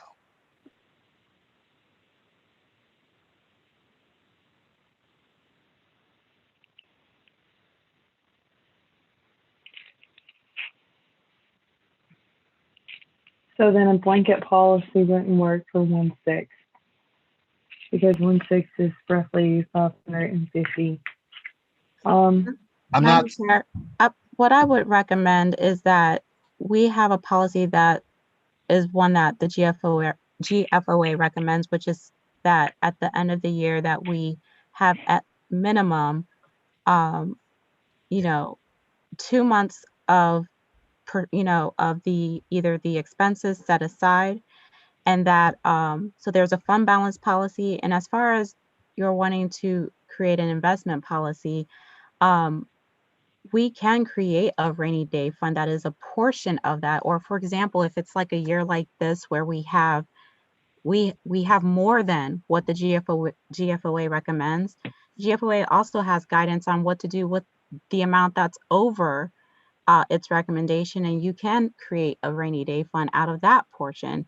And every year, any amount that's over that, let's say any amount that's over 16% and between 20%, anything in between those two, we put aside in a rainy day fund. So there are different ways, there's different guidance that's out there to keep our city healthy, so that we're not, handicapping ourselves, if you will, because, in the first few months of the year, we're not getting all of our revenues right away. Some of that, it takes time. For example, even our property tax revenue that trickles in. So we don't want to cut ourselves short, at the beginning of the year while we're waiting for certain revenues to roll in. But I think if we take a balanced approach to it, so the way we can make sure we are healthy going forward, but also maybe implementing some of your ideas of, setting a rainy day fund actually aside that is incurring interest would be something we could look into as well. So, Ms. Hall, can you look at what we're going to have left over unencumbered, and can you give the finance committee, well, actually all of council, a kind of like a ballpark of that, like what the rainy day fund, what you would recommend that we put away? That cannot, we need to start somewhere. And of course, I'm the person that I want to throw it all in a savings account and say we can't touch any of it, but clearly that's not realistic. So can you give us an idea, not today, but in the near future, of what's realistic to put in a rainy day fund and just hold on to it just in case? So Mr. Mosby and I can sit down and figure out what that could look like for this year, and maybe even going forward, what a policy could look like.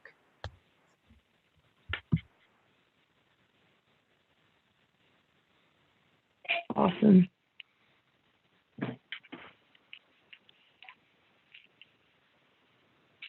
So going forward, is everybody cool? And I hope that you've pulled it up. Is everybody cool with reading a monthly expenditure report? I don't want to sound like I'm degrading anyone or belittling them or not saying that you know how to read these, but I think it's very important for everybody to learn and to ask those questions. So the way when you do get them in your email, you can go through, see revenues, expenditures, percent of plan, etc., and develop questions around there.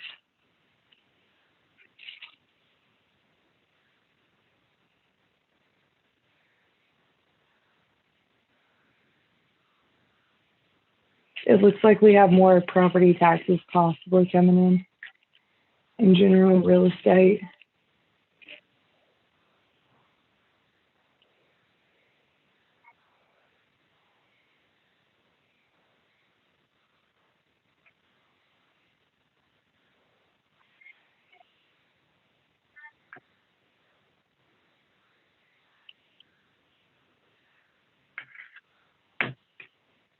Cool. So everybody, once again, is cool with finance reports. You have no questions on how to decipher the information in front of you. Again, I can't see anybody, so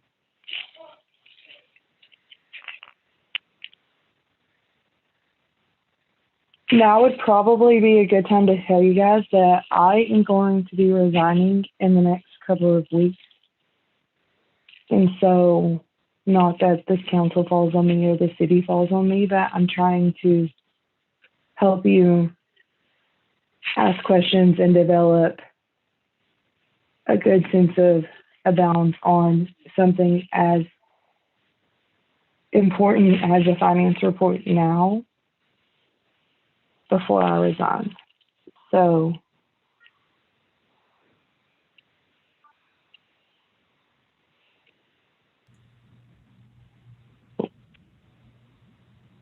Well, I appreciate your concern, but I trust our finance director, and I know that if I have any questions, she'd be happy to answer them. But you will be missed. no, dude, it's not even about me or her. It's literally like, I just want to make sure, because there's been times that, no offense, Ms. Hall, that I found stuff in a finance report that I've like asked a question about that a previous finance director or two previous finance directors, whoever, have been like, let me look into that. And they found a red flag. Like, if you, when it comes to budgeting, so your main job for the city of North College Hill is to appropriate the money. And if you go in and you look at that your revenues, that you are ending the year out at a collection percent less than 100, and you are expending an account over 100%, then you know you under appropriated for your revenues, and then you over expended for your expenditures. And the next year's budget cycle, you have to be able to look at both of those and say, okay, we appropriated 100,000, but we spent 200,000. But then we thought we were going to get 300,000, and we only got 100,000. So it's not about trust. That's not it at all. It's just about being an extra set of eyes on it, because these are the most important parts of being a council person. Literally, like, and to look on here and see that your revenues of, let's see here, rental registration was up 966%. That's great. It's awesome. And so to see where those revenues are falling into and then going down to see expenses are is even greater. But it's not about trust. It's about understanding the information in front of you. So if everybody's cool on it, I'm cool on it.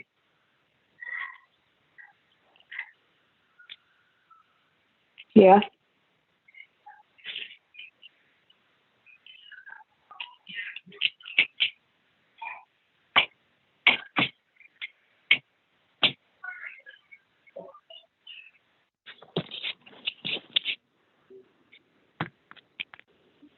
Cool.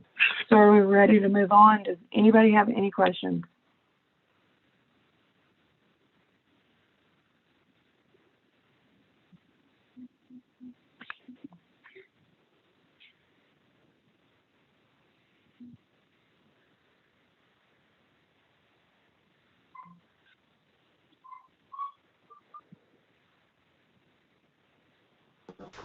No, I don't have any. I don't have the agenda printed in front of me, so next time I can maybe be more in touch. Thank you.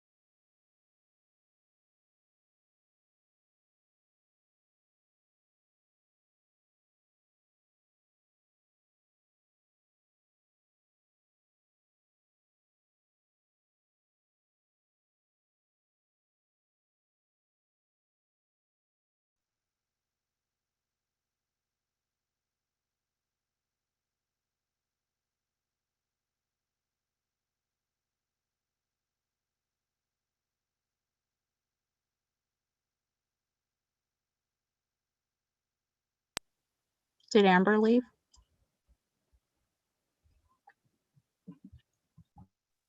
Did she leave on purpose or accidentally? I don't know. I will speculate accidentally, but I don't see her, so I think she might have gotten disconnected. I wonder Okay. if her phone died. Well, Ms. Zorb, you're the co-chair. I see her phone number up.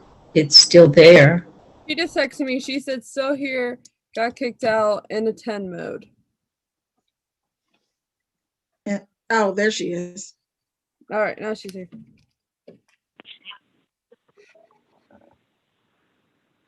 Hello? We can hear you.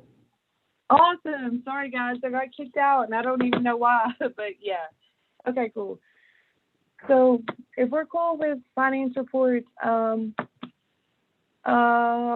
the OWPC legislation was moved out. ODOT legislation was moved out. That brings us to Special Revenue Fund 209, CARES Act funding. I know that we had asked for a report on this, and I believe that Ms. Hull, somebody correct me if I'm wrong, said that it would be in our last finance report, and it should be in this one. Yes, Ms. Hull, no, Ms. Hull, sorry. If I recall correctly, I asked which type of report you would like to see, because what gets printed is the line item. And I asked if you wanted a detailed transaction or the line item, and I did not get a response. So what you have is the line item. So you should be able to see, what was expended or what came in by the line, if that makes sense. Cool. Ms. Hold, when did you send that? I'm sorry, I didn't. It's included in all of the monthly reports. Well, you know what? Honestly, I think that last report probably, the way that I printed it, it probably did not print with that one. But so I can send it to you all right now. Cool. I just So realized that other reporting doesn't capture that fund for whatever reason. it happens to the best of us. So I know on the 11th, I asked for a detailed report for CARES Act funding. I don't have anything after that. And so I'm not sure, but what I would like to see is pretty much a line item accounting of CARES Act funding.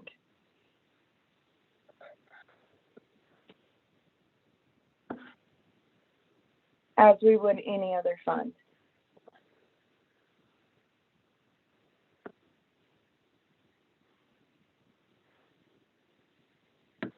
I'm sorry, what was the last statement you made? You said you needed a detailed line item for CARES Act and what else? Yes, ma'am. Like we would any other fund, like we would any other fund in a finance report. I would just like to see a CARES Act fund. Okay. Yes, ma'am. And then I don't want to speak on behalf of myself. If anybody else from finance wants it, please actually just send it to everybody in the finance committee and Miss Lori.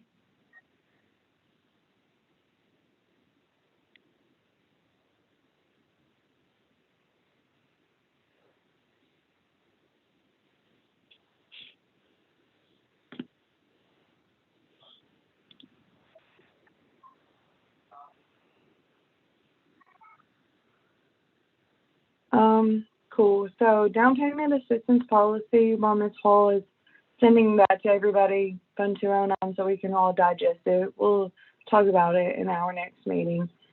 The down payment assistance policy, I did not get out to you guys today. That is completely on me. But right quick, we will not waste time, and we will go to the Prospect Avenue loan. It's Prospect Avenue, right? I think it's place. Actually, Prospect Place. Okay, Prospect Place. Cool. I will change that to reflect it. So, Mr. Mosby, please correct me if I'm wrong. On this, basically, we have X amount of streets per year that we can get a half match, half loan for from the county, state, the skip grids. And so we go through all of those streets. But if there is a street that meets certain criteria and bumps up the list, we don't get a grant for it, but we get a zero interest loan for it through our street levy because it needs to be done and it has been moved up the list enough to have a zero interest loan. And that's where we are with Prospect Place. So this is not a loan against our general fund at all. This is not a loan that the payment will take out money against feeding families or redoing parks or making sure we have adequate telecommunication services.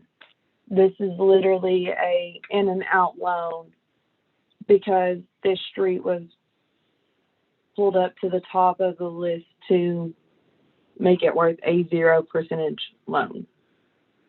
Am I wrong?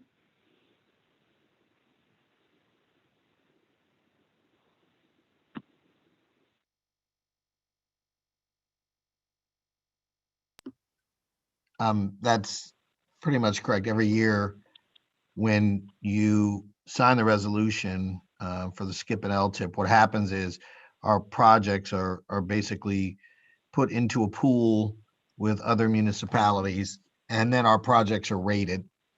And of course, the higher the rating we get, the more likely it will be that we will get the optimal combination of grants and loans. And so projects like Center Ridge and Clover Nook, Leboido, those fortunately made the 50% grant, 50% loan. Prospect Place had been put in and it did not make the cut. Having said that, now, part of the good news is, and that was the cut for last year. Part of the good news is for this coming year, our projects for Bobolink and Joseph and Dodgen did make the 50% grant, 50% loan cut, but Joseph did not. However, it scored well enough that if some of the revolving funds became available, they would make those funds available to us in the form of a loan. That's exactly what we did. Right click, not Joseph, Prospect, right? So say that again. I'm sorry. You said that Joseph did not score high enough. No. I said Joseph and I said Joseph and Dodgen and Bobolink did score high enough for this coming year. In other words, we have funds for those that are coming up. I said, no, Prospect Place, however, did not this past year. Okay, cool. Yeah, you said Joseph the first time, and I don't want anybody to be confused. It's Prospect Place that did not score high enough. Correct. Cool. The funds, however, that we would be using to repay the loan would be the funds that come out of the street fund. And that is the purpose of our street levy, is for us to do work on the streets. And Prospect Place is a street that has not been worked on, I know, since I've lived here, which is over 24 years. And when I talk to our engineer, they don't have any records of the street being improved. So, say quick, I'm looking for it and I don't have it in front of me. What is the total cost of Prospect to have it done? Just a minute. Yeah, hold on, I'm finding it too. I couldn't All right, hear you. so What was your question, Amber? it's $430,000 estimated. $430,000 estimate to have it done. Right, and we've already done the preliminary planning and engineering has already actually been done. Okay, so, and this is just my thought, but I see that we're looking at a $1.8 million unencumbered balance last year from our street levy. If Prospect Place is only $430,000, why don't we just pay it out? I know it's zero interest over X amount of years, but why don't we just eat that cost right now and get it over with? Like, then we're done. Well, part of the reason is because, as I mentioned to you all, I don't know, maybe a couple of months ago, I know that we have a major payment that will be coming up in 2022 for Hamilton Avenue. Right now, that payment is estimated at about $590,000. And Now, this is just, now, Mr. Mosby, this is just for our portion of repaving Hamilton Avenue. correct. Well, it's not just it is the repaving, plus there are some other improvements that will be made, for example, the curbs and things like that. So all of that Right, together, but our portion of it is going to be about $590,000. so the $590,000 payment, though, if we run that through the street levy and the street levy brings in roughly what, $800,000 a year, shouldn't that cover that for 2022? Well, it certainly should and possibly could. However, if we have an opportunity to pay this loan back over a 20-year period, the time value of money would tell us that it would be wiser for us to do that than for us to lay all of that money out up front. So the Hamilton Avenue project, is that a skip project? Is that a 50-50 grant or no?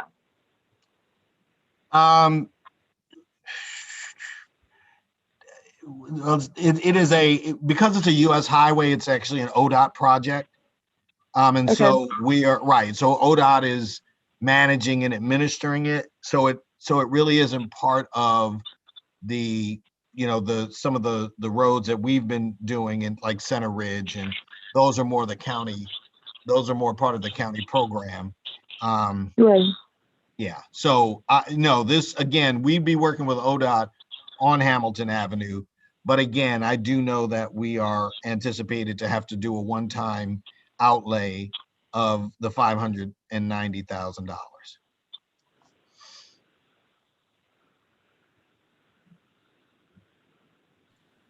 So I'm going to come at this from a different angle. Is there a reason why we can't put Prospect Place off till next year and just put it in the regular rotation? I guess I would ask the question, if we have the opportunity, it was already in, why would we want to?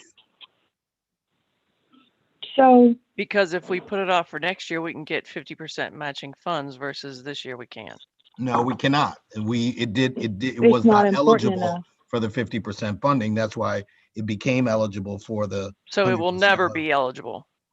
Well, at least at this particular time, it won't. It may at some point in the future. I So- can't say for So sure. again, but next year it could be eligible it's not going to be put in for next year. because We put it in for last year. It did not make that particular cut for the 50%. And these loans the loan funds, excuse me, from the county did become eligible. So we have the opportunity now to get it done.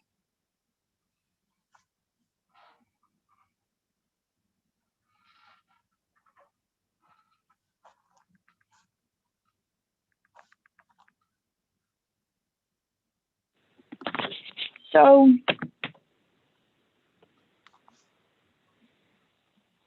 in all my years of being on council, we've never had a carryover balance as big as we do for the street levy.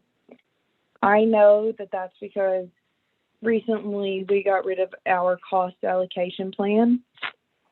And so if we're not going to spend the money to pay something off completely, why have it? I mean, even if we go, and then on the other hand, can we have the information for the Hamilton Avenue project? Because I've never seen that. I'm not doubting you. I'm not saying that anything is bad, but I've never seen anything that gives us an actual number. I thought we were splitting it with Mount Healthy, actually. Well, we're actually combining the project. That part is Right. correct. We are joining with them on it, yes. So, minus 1,840,264. So even if we pay for Prospect Place outright and taking in account for $590,000 for Hamilton Avenue, just those two alone from this balance and paying them off, we would still have $820,000 as a carryover for our street levy. I get that it's a zero interest loan, but something that North College Hill in the council of North College Hill has prided itself for a really long time is that we don't have debt. Compared to every other city in every other state everywhere, right now, our debt service is what, $220,000 for a roof and roughly $100,000 for an ambulance. Like, I think we still owe on the Public Works building out back. Oh yeah, you're right.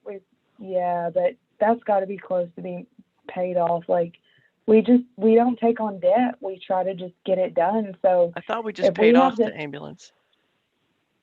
No, we got a new one.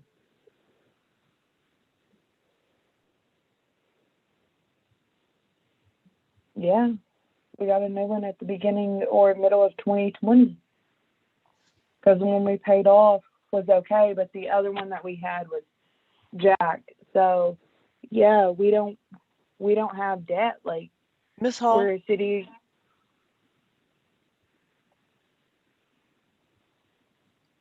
Miss Hall, are you there?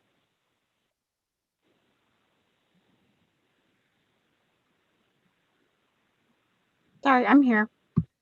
Hey, could you send us a recent debt service schedule, please?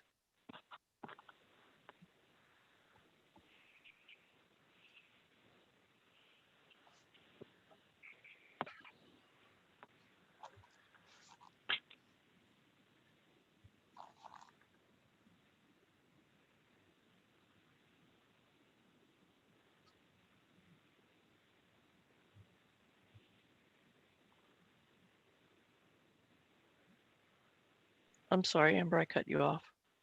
Oh no, dude, I'm with you. Like, the only other question that I have in regards to Prospect Place and this whole movement of the money is that we have our street fund in years past has never been, or our street levy 401, we've always spent the money in this on the streets. And so to have a $1.8 million carryover to me means that, for me, personally speaking, on my own, it means that we are not doing as much as we can or what the citizens expect from this levy to redo our streets. And I'm kind of, actually, I'm really concerned on why we have such a high unencumbered balance at the end of the year this year.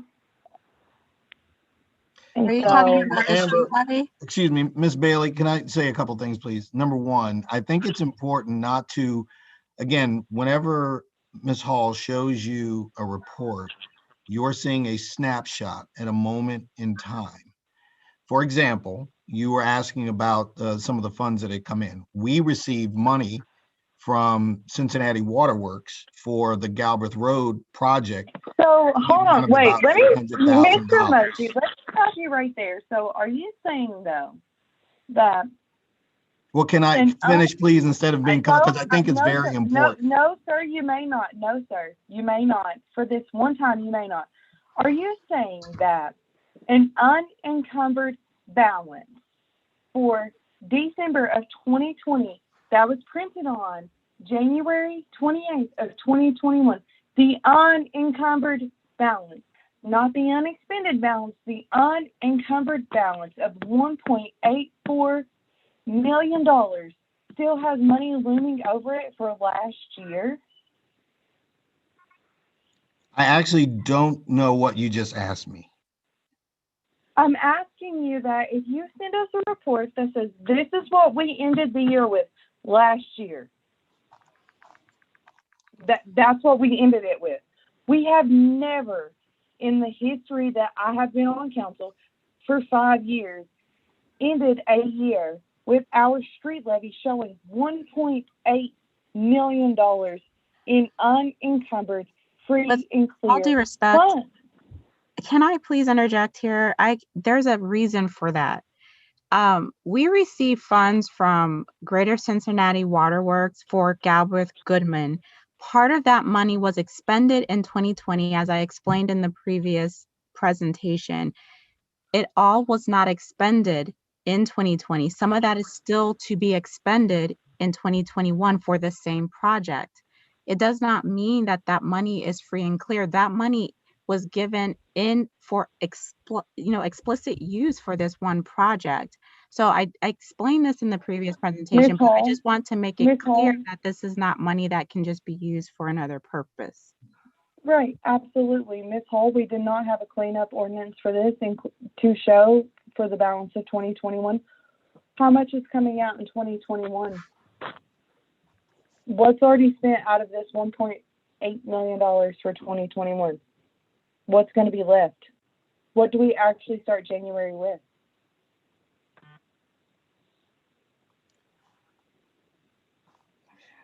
Miss Bailey, I'm going to try. I'm going to try and answer this as best I can.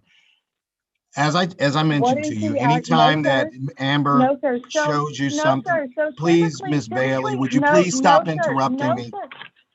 Because honestly, I'm trying to communicate with you to help in this case.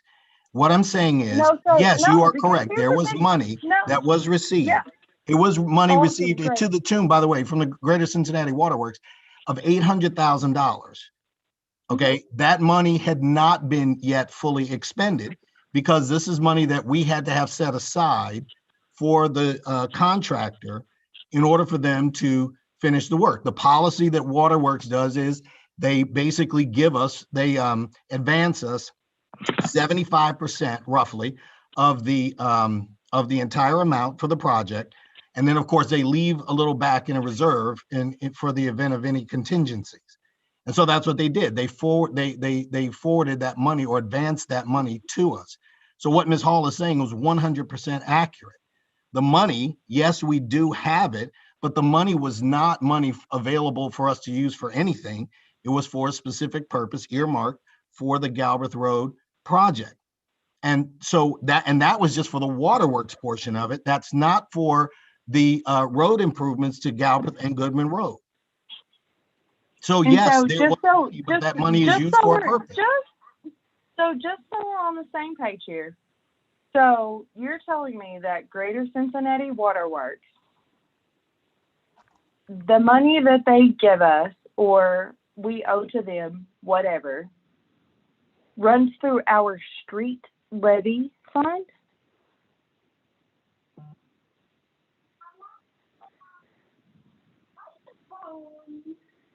Not our street fund, but our street levy.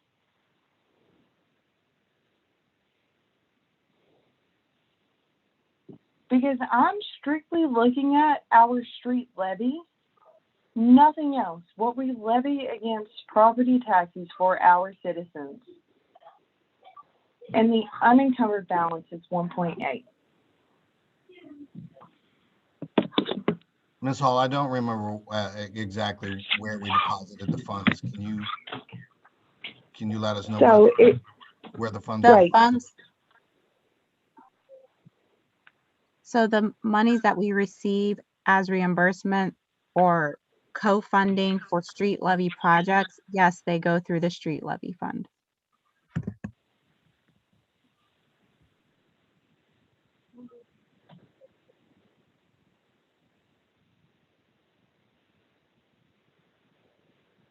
Wow.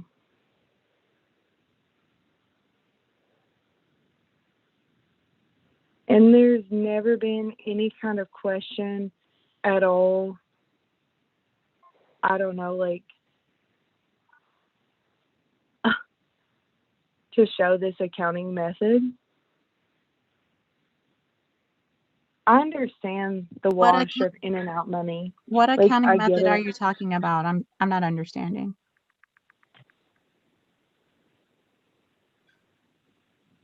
I'm talking about the fact that we have a levy on the books that we put a certain millage on there. What is it? 4.8. And that street levy money should be literally levy proceeds, just levy proceeds.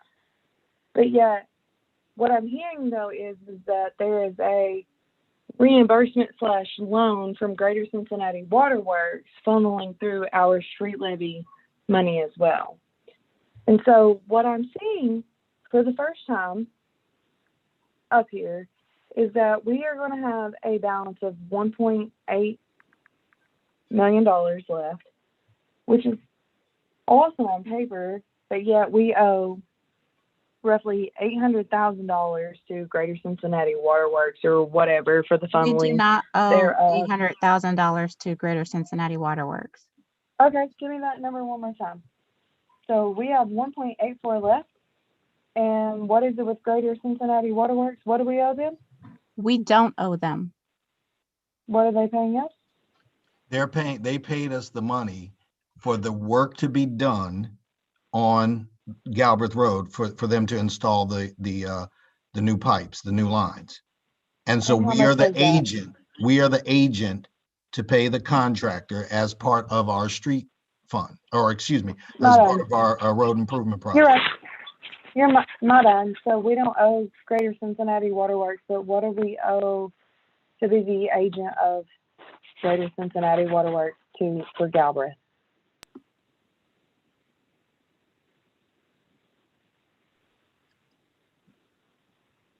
For the water pipes to be replaced, how much do we owe?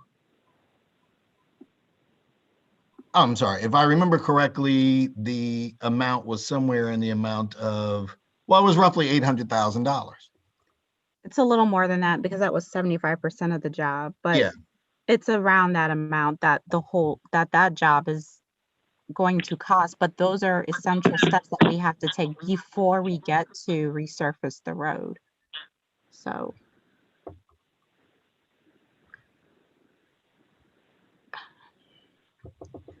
So 1,840,264 minus 800,000. And then what else are we on the hook for? Not the 590, that's ODOT. What else do we have? 605, 605. I guess like maybe I'm really bad at math. I just don't understand how we have such an overage in this and then we're floating things through when in the past we have always, and not even in the past, like if we know we're going to have to pay it, like pay it. If we know that we're going to owe $800,000 on something that we've already passed a resolution for or an ordinance for, and we've already set the policy for, why not go ahead and pay it? Why show an overage of this amount of money? I'm not sure what you mean when you say overage, but I'll give you an example of why it would be wise to use a 0% loan. So a 0% loan paid back over 20 years means that we pay roughly $22,000 a year out of that fund. That means that leaves to us other funding available to do other things within our street fund, such as, because the street levy fund can also use to pay for signalization, which is one of the things that we used when I first got here in order to help correct the backup on Hamilton Avenue. We will be able to do street improvements to Galbraith Road. I know that there was a concern about traffic calming measures that was brought up. That money could be used for that as well, because once again, it all pertains to the streets. In other words, there's other things that we can use the money for, and at the same time get get these streets, or in this particular case, get Prospect Place repaired. It can still stay on our calendar. Actually, because of that, we won't have to push it back. We could actually keep it on schedule, and we would be able to not only get that street done, but also we can work on some of the other street improvement projects, particularly along the main street, Galbraith Road and Hamilton Avenue. And as I said, you can do other things such as the signal. So there's a lot of reasons to take advantage of an interest-free loan. I'm not going to dispute that by any means. I'm just looking at the fact that we have $2 million, well, close to $2 million between our street fund and our street levy. And then even after paying the $820,000 here and the $400,000 here, there's still a pile of money left for 2021. And I feel like we need to use that. If we're levying our citizens, we need to make sure that that balance at the end of the year is as close to zero as possible. Amber, it is being used.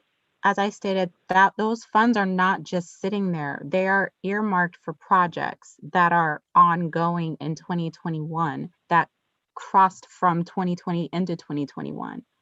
I'm not sure if I'm not saying it the right way, that it's not coming across, but that's not money that's just free and clear sitting there. It's money that is earmarked for street road projects that are ongoing right now.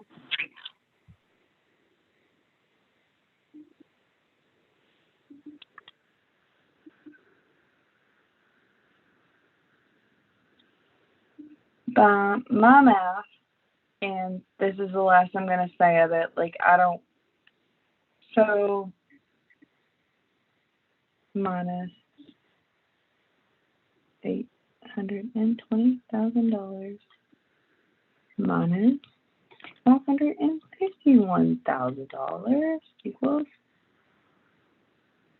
So roughly, it's not that it's not being used. It's just like we're not using all of it, I guess. Like we stress about every day paying bills left and right, but yet we have these two funds that have a decent amount of carryover in them, but we're not using them to their full potential. We aren't. You'll never convince me that we are. We're going to have roughly $400,000 in one fund, well, between the two of them at the end of the day, but yet we're looking at an interest-free loan. And I understand, Ron, interest-free is interest-free. I'm with you. But there's no use of having this carryover here if we're not going to put in a cost allocation plan, or if we're not going to redo more streets as quick as we can. We have a levy, we have the fund. Use it, all of it. I think you're missing what I'm saying or what Ron is saying, because we're going around this in a circle. I'm doing the math that with you. The money is not free and clear. The money that's in the street levy was either cut from basically Cincinnati Waterworks that's going with our levy money to pay for road projects. It's not money that is not Your being utilized. 800,000. No, no, With ma'am. all due I'm writing respect, this down. with all due respect, that is not money that is not being utilized. As I explained in the previous presentation, it's the reason why I went by this step by step so that everyone can understand what's going on here. That is not money that's just floating around or that we are not using as it's supposed to be used. We are utilizing the funds and leveraging the street levy fund as it was intended to be used, along with loan money, along with grant money, that all play a role in making sure we get our streets brought up to, good standards. So I just don't want that misconception that money is not being utilized as it's intended when that's not. That's far from the truth. So okay, cool. So last question, then I'm done, I guess. Like, in 2020, you had X amount of money to do X amount of streets, right? Did we do all of those streets in 2020? And did we use all of the money in 2020 from our street levy? Did we start every project on time? With all due respect, that's not how it works. I understand that's how you're looking at But it, it is, this though. is Like, not. It's it is, not though. how If this you, works from other yes, cities. it is. This is not Nicole, uncommon in other you are cities. telling me right now that if we Oh, got no. $500,000 for any other levy, we wouldn't use that the year that we got it. We would. You get X We amount of are money using for a it. street levy. You need to use the money for the street levy that year and begin projects on time. I But we're understand you're not. very passionate about this, but if you could let me answer your question, then we can maybe get somewhere with this. We are using the funds as they were intended. We are also using grant money or interest-free loans to do roads. Roads do not just cost $400,000. Just one lane, center lane mile is approximately $1 million. We cannot do that with our street fund levy alone. That's the reason why we look for grant funding. We look for interest-free loans so that we can leverage those dollars to be able to maximize the impact we have in the city. So with all due respect, what you're saying is not completely accurate. We are utilizing those funds every year as they were intended. Ms. Hall, I'm not disputing the fact that you guys are using them as intended, and they are protected funds. We have to. You have to. I have to. We all have to. What I'm asking, though, is that you know that we have a street levy every year. And I'm not saying you, like, the city knows we have a street levy every single year. We know that we have collections from the street fund every single year. It appears to me, though, as this fund and this money and redoing our infrastructure has not become a priority. And so now, really, after we take away the money for Hamilton, Galbraith, Center Ridge, Prospect, we really don't know where we are because we are not following through with getting these streets done in a timely manner. I'm not saying that you're misusing the funds by any means. I'm just saying we're not staying on top of it.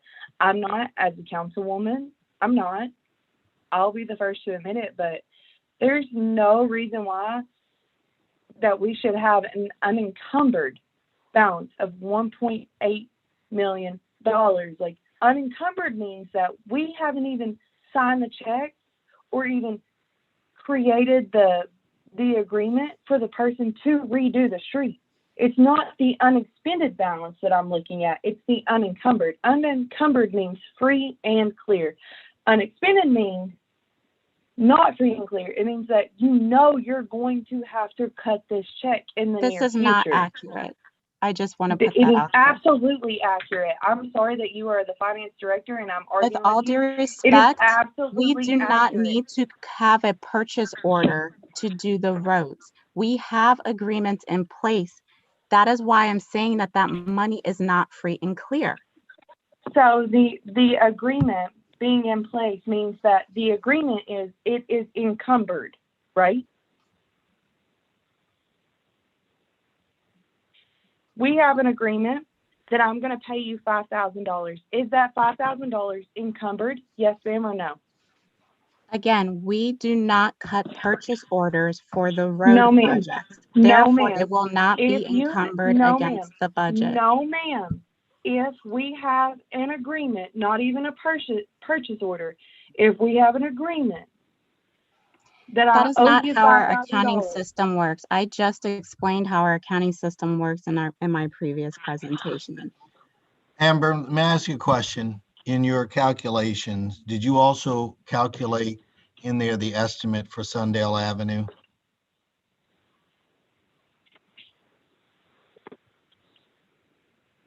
Cordell, the Hamilton, Condown, Catawba, Emerson, Pinot, Sidewalk. No, sir. No, Okay, sir. $1.3 No, million sir, because is the once again, estimated no, cost for sir, that. because no, sir, because once again, an encumbrance is the amount of money that I'm you not have talking about that. What I'm contracted saying to is spend. we are also going to be working on Sundale Avenue. That is a $1.3 million project. So when you say that we have this additional money, and what Ms. Hall was saying is that it isn't just additional money laying around. We already know that we have certain major projects that we have to have money set aside for. And when I was listening to you, I didn't hear you include Sundale. So I just don't know whether or not you had taken that into consideration, but that's part of our projected plan as well. Which I mean, if you do want to spend some time looking at the road project plans for 2021, 22, and 23, I'd be more than happy to do that. I just right now, I guess, and I apologize, No, sir. but I was No, thrown sir. off a So- little confused so- because I didn't know where this was coming from. No, sir, I'm not confused at all. So where I'm coming from is the unencumbered balance for close of year 2020 But for all funds. I mean, I don't know what I'm not quite sure what your point Okay. is about that.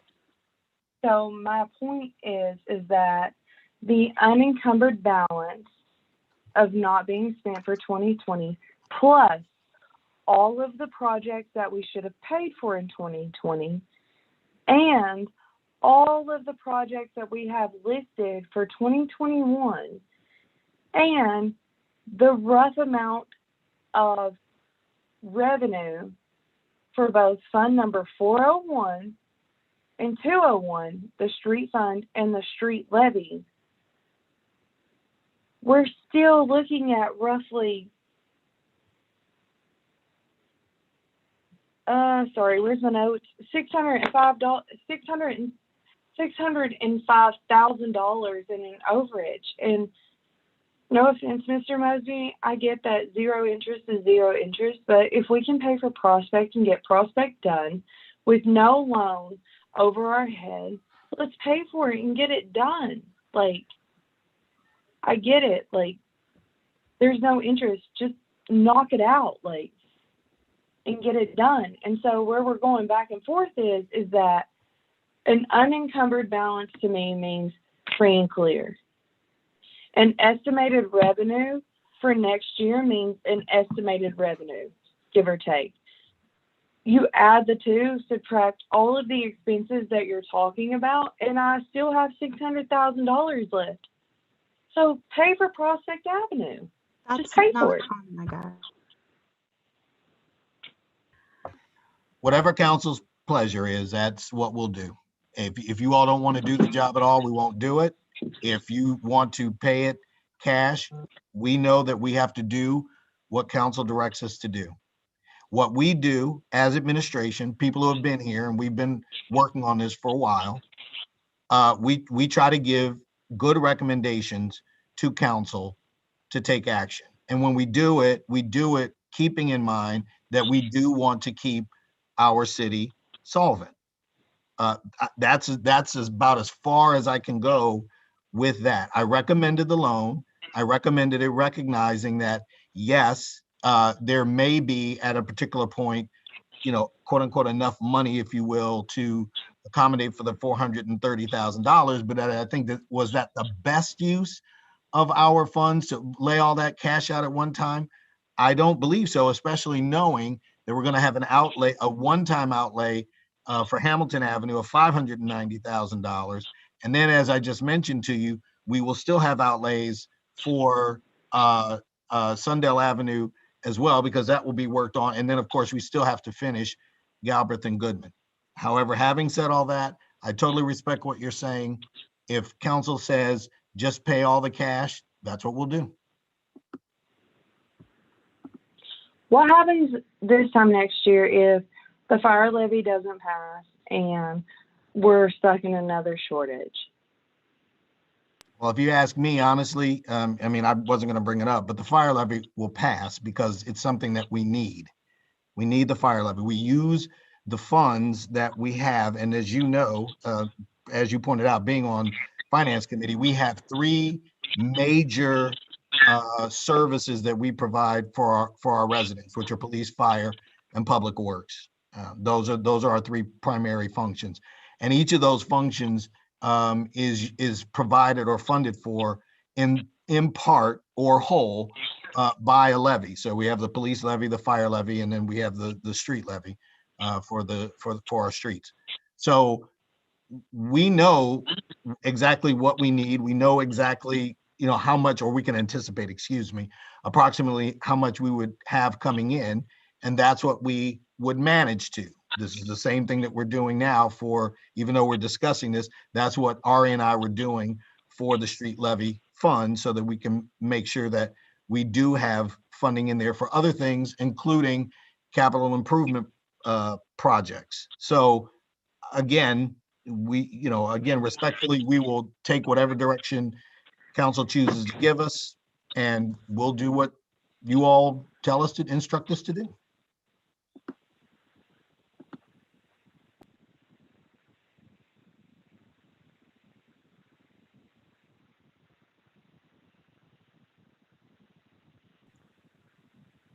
May we please move on? And I do apologize because I didn't understand, but I didn't mean to appear to be argumentative.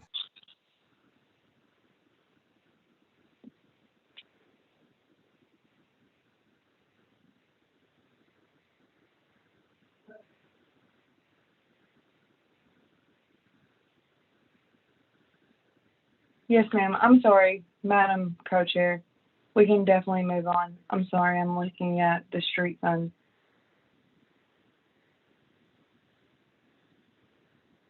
Go ahead. Where are we at? So cool.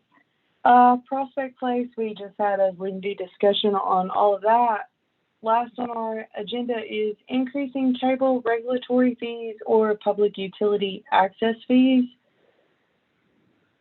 We have no updates as of yet because this is something really hard to determine and go through the folds of trying to figure out what to do. We have not increased these fees since 1980, and we may not ever increase them.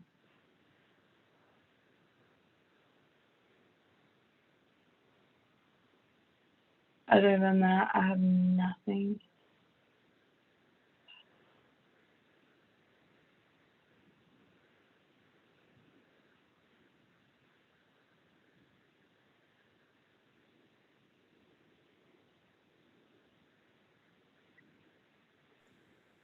I have a quick new business question. Yes, ma'am. I'd like to know what line item the demolition of the building at Doomlay Park is coming out of.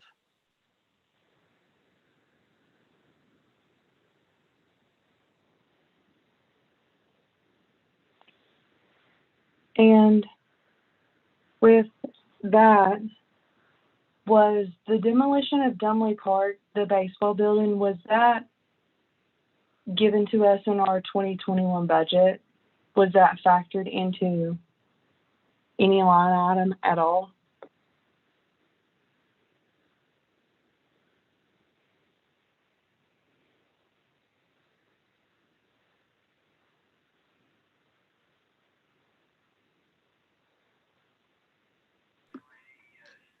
I'm sorry, I could know you, it.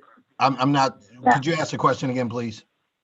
Yeah, absolutely. So what line item is the baseball building, Doomlay Park baseball building? What line item, sorry, is that being expended from? And where did we appropriate $15,000 in our 2021 budget to have that building demolished? Well, it would be part of our public works project. I do not remember specifically, and I don't have it in front of me, so I would probably ask Ari if she could remind me where we were looking at for that.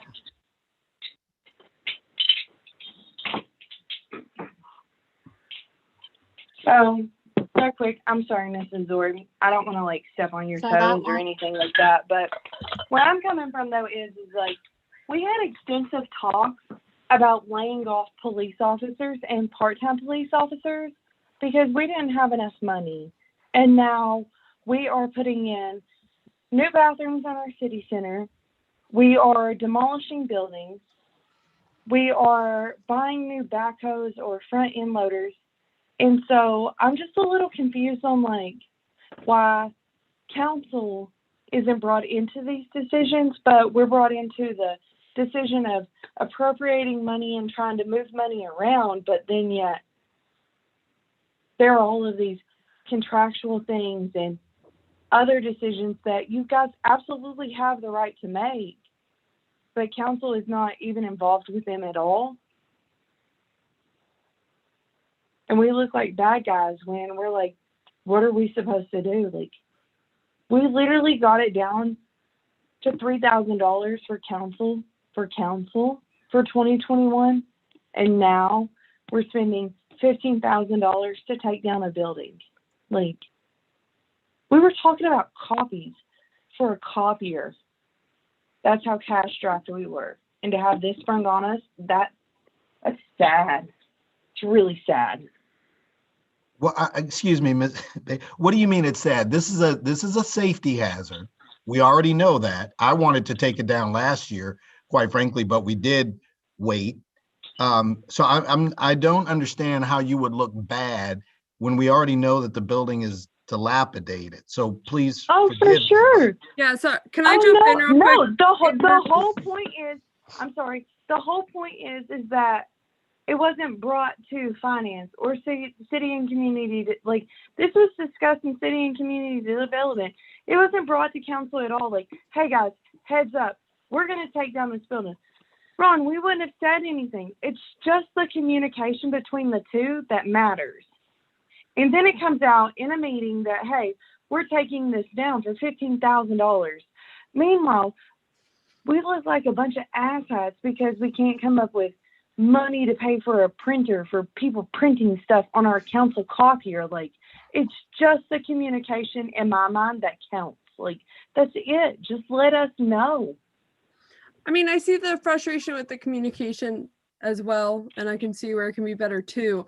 But at the same time, you know, cutting corners for a copier to save money in order to be able to take care of buildings that are falling down, I think Those makes two, sense. they're not correlated at all. They are not But correlated if that's at what all. I understand, they're not correlated. But if that's what you're kind it's of the saying, issue that no, ma'am. It's the issue that our clerk came to us in a council meeting, and she's like, "Hey guys, this is going to eat up our council budget for making copies."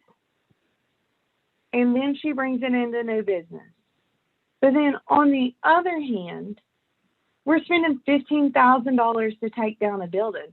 It's not the amount of money to take down the building.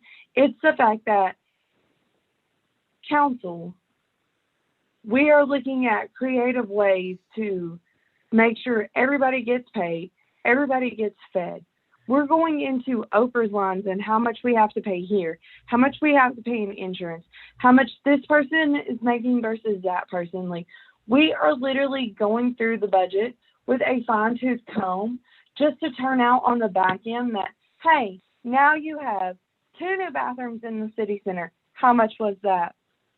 Now you have a building that you're taking down for $15,000. Now you have a new backhoe or excavator that we did not appropriate money for. Marjorie, I'm sorry. You need to look up the Ohio Finance Administrators. I will forward it to you. You have to look it up. It's still wrong. So what I was just going to say was that, like, it is maybe wrong. let's just ask, hey, in the future, can you guys please let us know? And I know, like, I'm coming in late, so this probably has been asked, maybe, I don't know. Would it be okay, Mr. Mosby and Ms. Hall, if maybe, like, when you give those really helpful budget analysis like you do at the beginning of this meeting, that maybe that kind of stuff can be included in there? I think that that might kind of stitch up some wounds. And what are you asking me to include? I'm sorry, I missed it. Oh, sorry. Just like because I think just the being able to include stuff like, oh, hey, by the way, we are going to be tearing down this building. This is how much it's going to be costing. Just stuff like that, like with the bathrooms that were put in at the city center and stuff. I think that that'll maybe help kind of like ease over some communication issues. I don't know if that might help, but hopefully it will. But with that being said, I'm sorry, my computer froze for like 5-10 minutes, so I could hear everything you guys were saying. I just couldn't comment on it, but so I'm gonna go back for a second. But with the street stuff that's going on, I understand the loan, zero interest loan that you guys are taking out, and I know that Mr. Mosby was saying that he's willing to do whatever council advises him to do. I think that the zero interest loan is fine. That's just my opinion. And I understand that Amber has a different opinion, and I understand what it is, and I get it. But just so that you know, it's not all of council having one opinion, if that makes sense. All right, that's my piece. Thank you. And you know, here's the thing.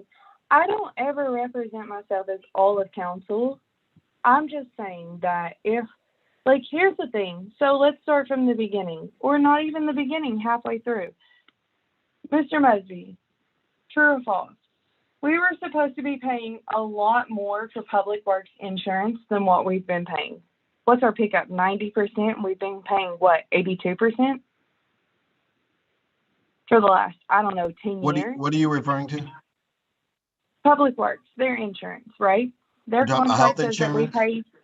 Yes, sir. It says that we pay 90%, right? We pay 90%, yes. But what were we paying? I actually, Before, yes. No, sir. I think they were paying 82. Right. I think they were paying 82. Right. So we owe our public works guys a pretty good amount of money. That is not my fault. That is not Mr. Mosby's fault. That is not the mayor's fault. That is not Ms. Hall's fault. We owe them that amount of money. There is no reason in my mind that we should be putting off a loan or anything else, including their insurance pickup. Marjorie, we need to pay this off. Let's get all of these debts done. Let's start at a zero balance. It's not your opinion. It's mine. I don't want the council 5 years from now having to deal with a loan or a bad insurance thing or anything else for that matter. Let's start over. Let's be zero. If Prospect Place needs to be redone, and I'm sure it does, and we have the money there, do it. If we have the money there to pay what we owe Public Works for their insurance pickup, let's do it. Like, we can't keep trying to scapegoat these problems. And administration, I'm not saying that you guys are by any means, because you guys brought it to my attention, and I did not want to go off in a meeting. But once again, it's one of my last. Like, let's help everyone. The next council, the next administration, even next year, start at zero. Zero interest, 100% interest. It doesn't matter, guys. Like, let's get your finances straight. So the way then North College Hill can take that pivot that it needs to take to become better, instead of, oh, it's a zero interest loan, or, oh, we owe them this amount of money, or that guy this amount of money, like, and then it bites you in the ass a year, 6 months, 2 years from now. Can we not clean it up one time financially? Like, that's all I'm asking for. Clean it up. And I'm not asking the administration. I'm asking council. I'm asking the citizens. I'm asking everybody, guys, clean it up. Like, let's give a restart where a restart is needed. Like, Miss Holt is great. Mr. Mosby is great. Miss Nichols is great. Miss Zorb, she is effing awesome. Like, this council is awesome. Like, it's Miss not Bailey. about causing a problem. Like, let's move forward. Miss Bailey, I Uh-huh. apologize. It's 9:30. I know, I mean, these are all important issues, but it is 9:30. I would just ask if we're very close to being finished or how close we are. Can I You back know, us up Miss about 20 Underwood- minutes? Hang on, Amber, hang on. Can I back us up about 20 minutes? And I asked for the line item for the Doomlay demo and I didn't get it. Are we going to get that in an email, or can that be presented You now? Or received it a few minutes ago via email. awesome, thank you. Miss Underwood, I can't tell you. I came from a time where we didn't set time limits on anything and we were in meetings until 1 a.m. if that's what it needed, so I'm not sure. I don't have very much more to say. I'm just asking that. Wow. Sorry, first reaction. I'm just asking that.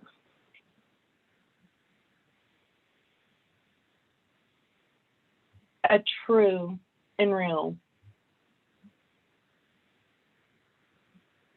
financial understanding for the city on behalf of council happens quick, and that everybody, no matter how much you disagree or how much you want to point fingers or blame one another for anything else, or how much you can't stand one another, everybody starts at a zero balance for North College Hill, because that's the only thing that's going to work. And no more debt and paying off all of these old backhanded gentlemen's agreements and getting everybody on the same page. That's the key for this city. As well as making money or setting money aside for capital improvements, or else the city's going to keep decaying, and it's just what they're going to expect, and that's what you're going to attract. So,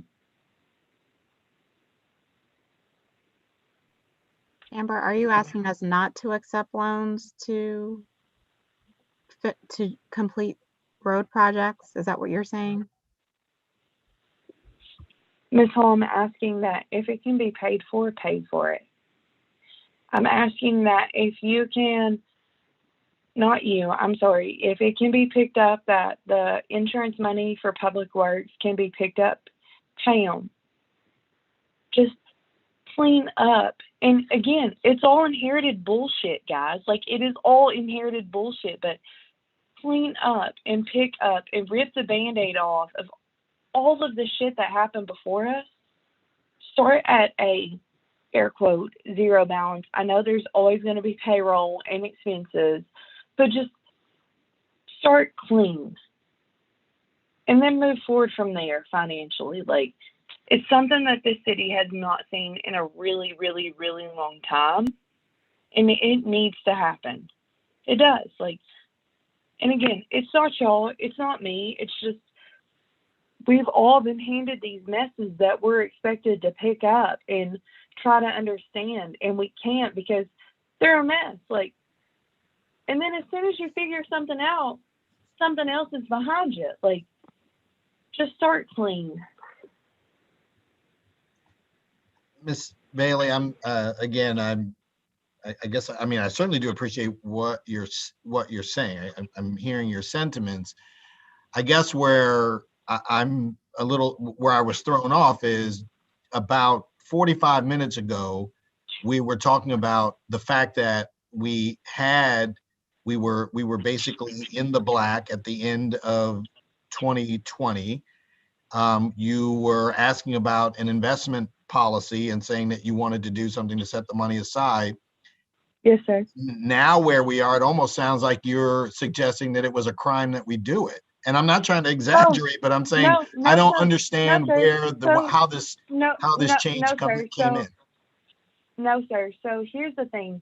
There's one thing that I do understand, and that is different funds, different fund numbers. If we're in the black and our general fund, remain in the black. If we have two protected funds, the street levy and the street fund, that's two different conversations. Like that's like saying, okay, Amber, we're over $1 million in the fire equipment fund. Okay, cool. That's fine. The fire equipment fund can only be used for this. It's not the general fund. If we're over X amount of money in the general fund, we're over it. That's the general fund. But when I'm looking at a street fund and a street levy, and then I'm seeing a 0 interest or any interest loan for a street to be replaced with an encumbrance in that, knowing what revenue is coming in the next year in the same two funds, that's where I have an issue. Why have a loan for anything that you can pay for? And again, I would certainly, there's a couple of reasons. There would be a couple of reasons. And I think Ari alluded to them. I will just articulate it a little bit more. There certainly is nothing wrong with debt. 0% interest means that the money is working to our advantage. But in the bigger sense, even if you were going to take out a loan, there's nothing wrong with taking out a loan at a low interest rate if we're going to use that loan to generate revenue at a higher rate. How does Prospect Place generate revenue? Well, in this case, it doesn't generate revenue, but again, it's a 0 interest loan. So we're not paying for the use of them. We're not paying any extra for the use of the money. And quite frankly, as I said, if we use the loan portion of it, in other words, paying about 22 or 23,000 back, a year, we can use those money. We could use that money for other projects. That was the point that I was making.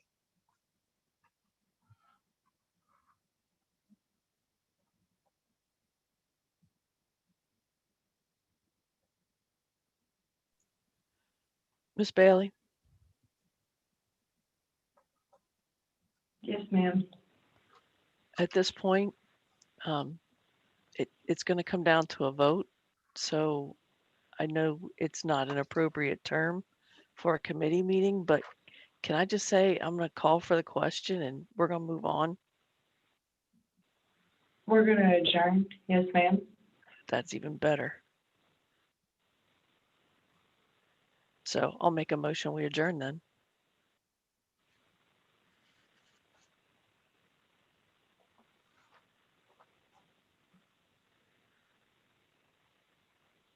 I'd love to second you, but I'm the chair, so I can't. Oh, I'll second it. Sorry. Anybody opposed?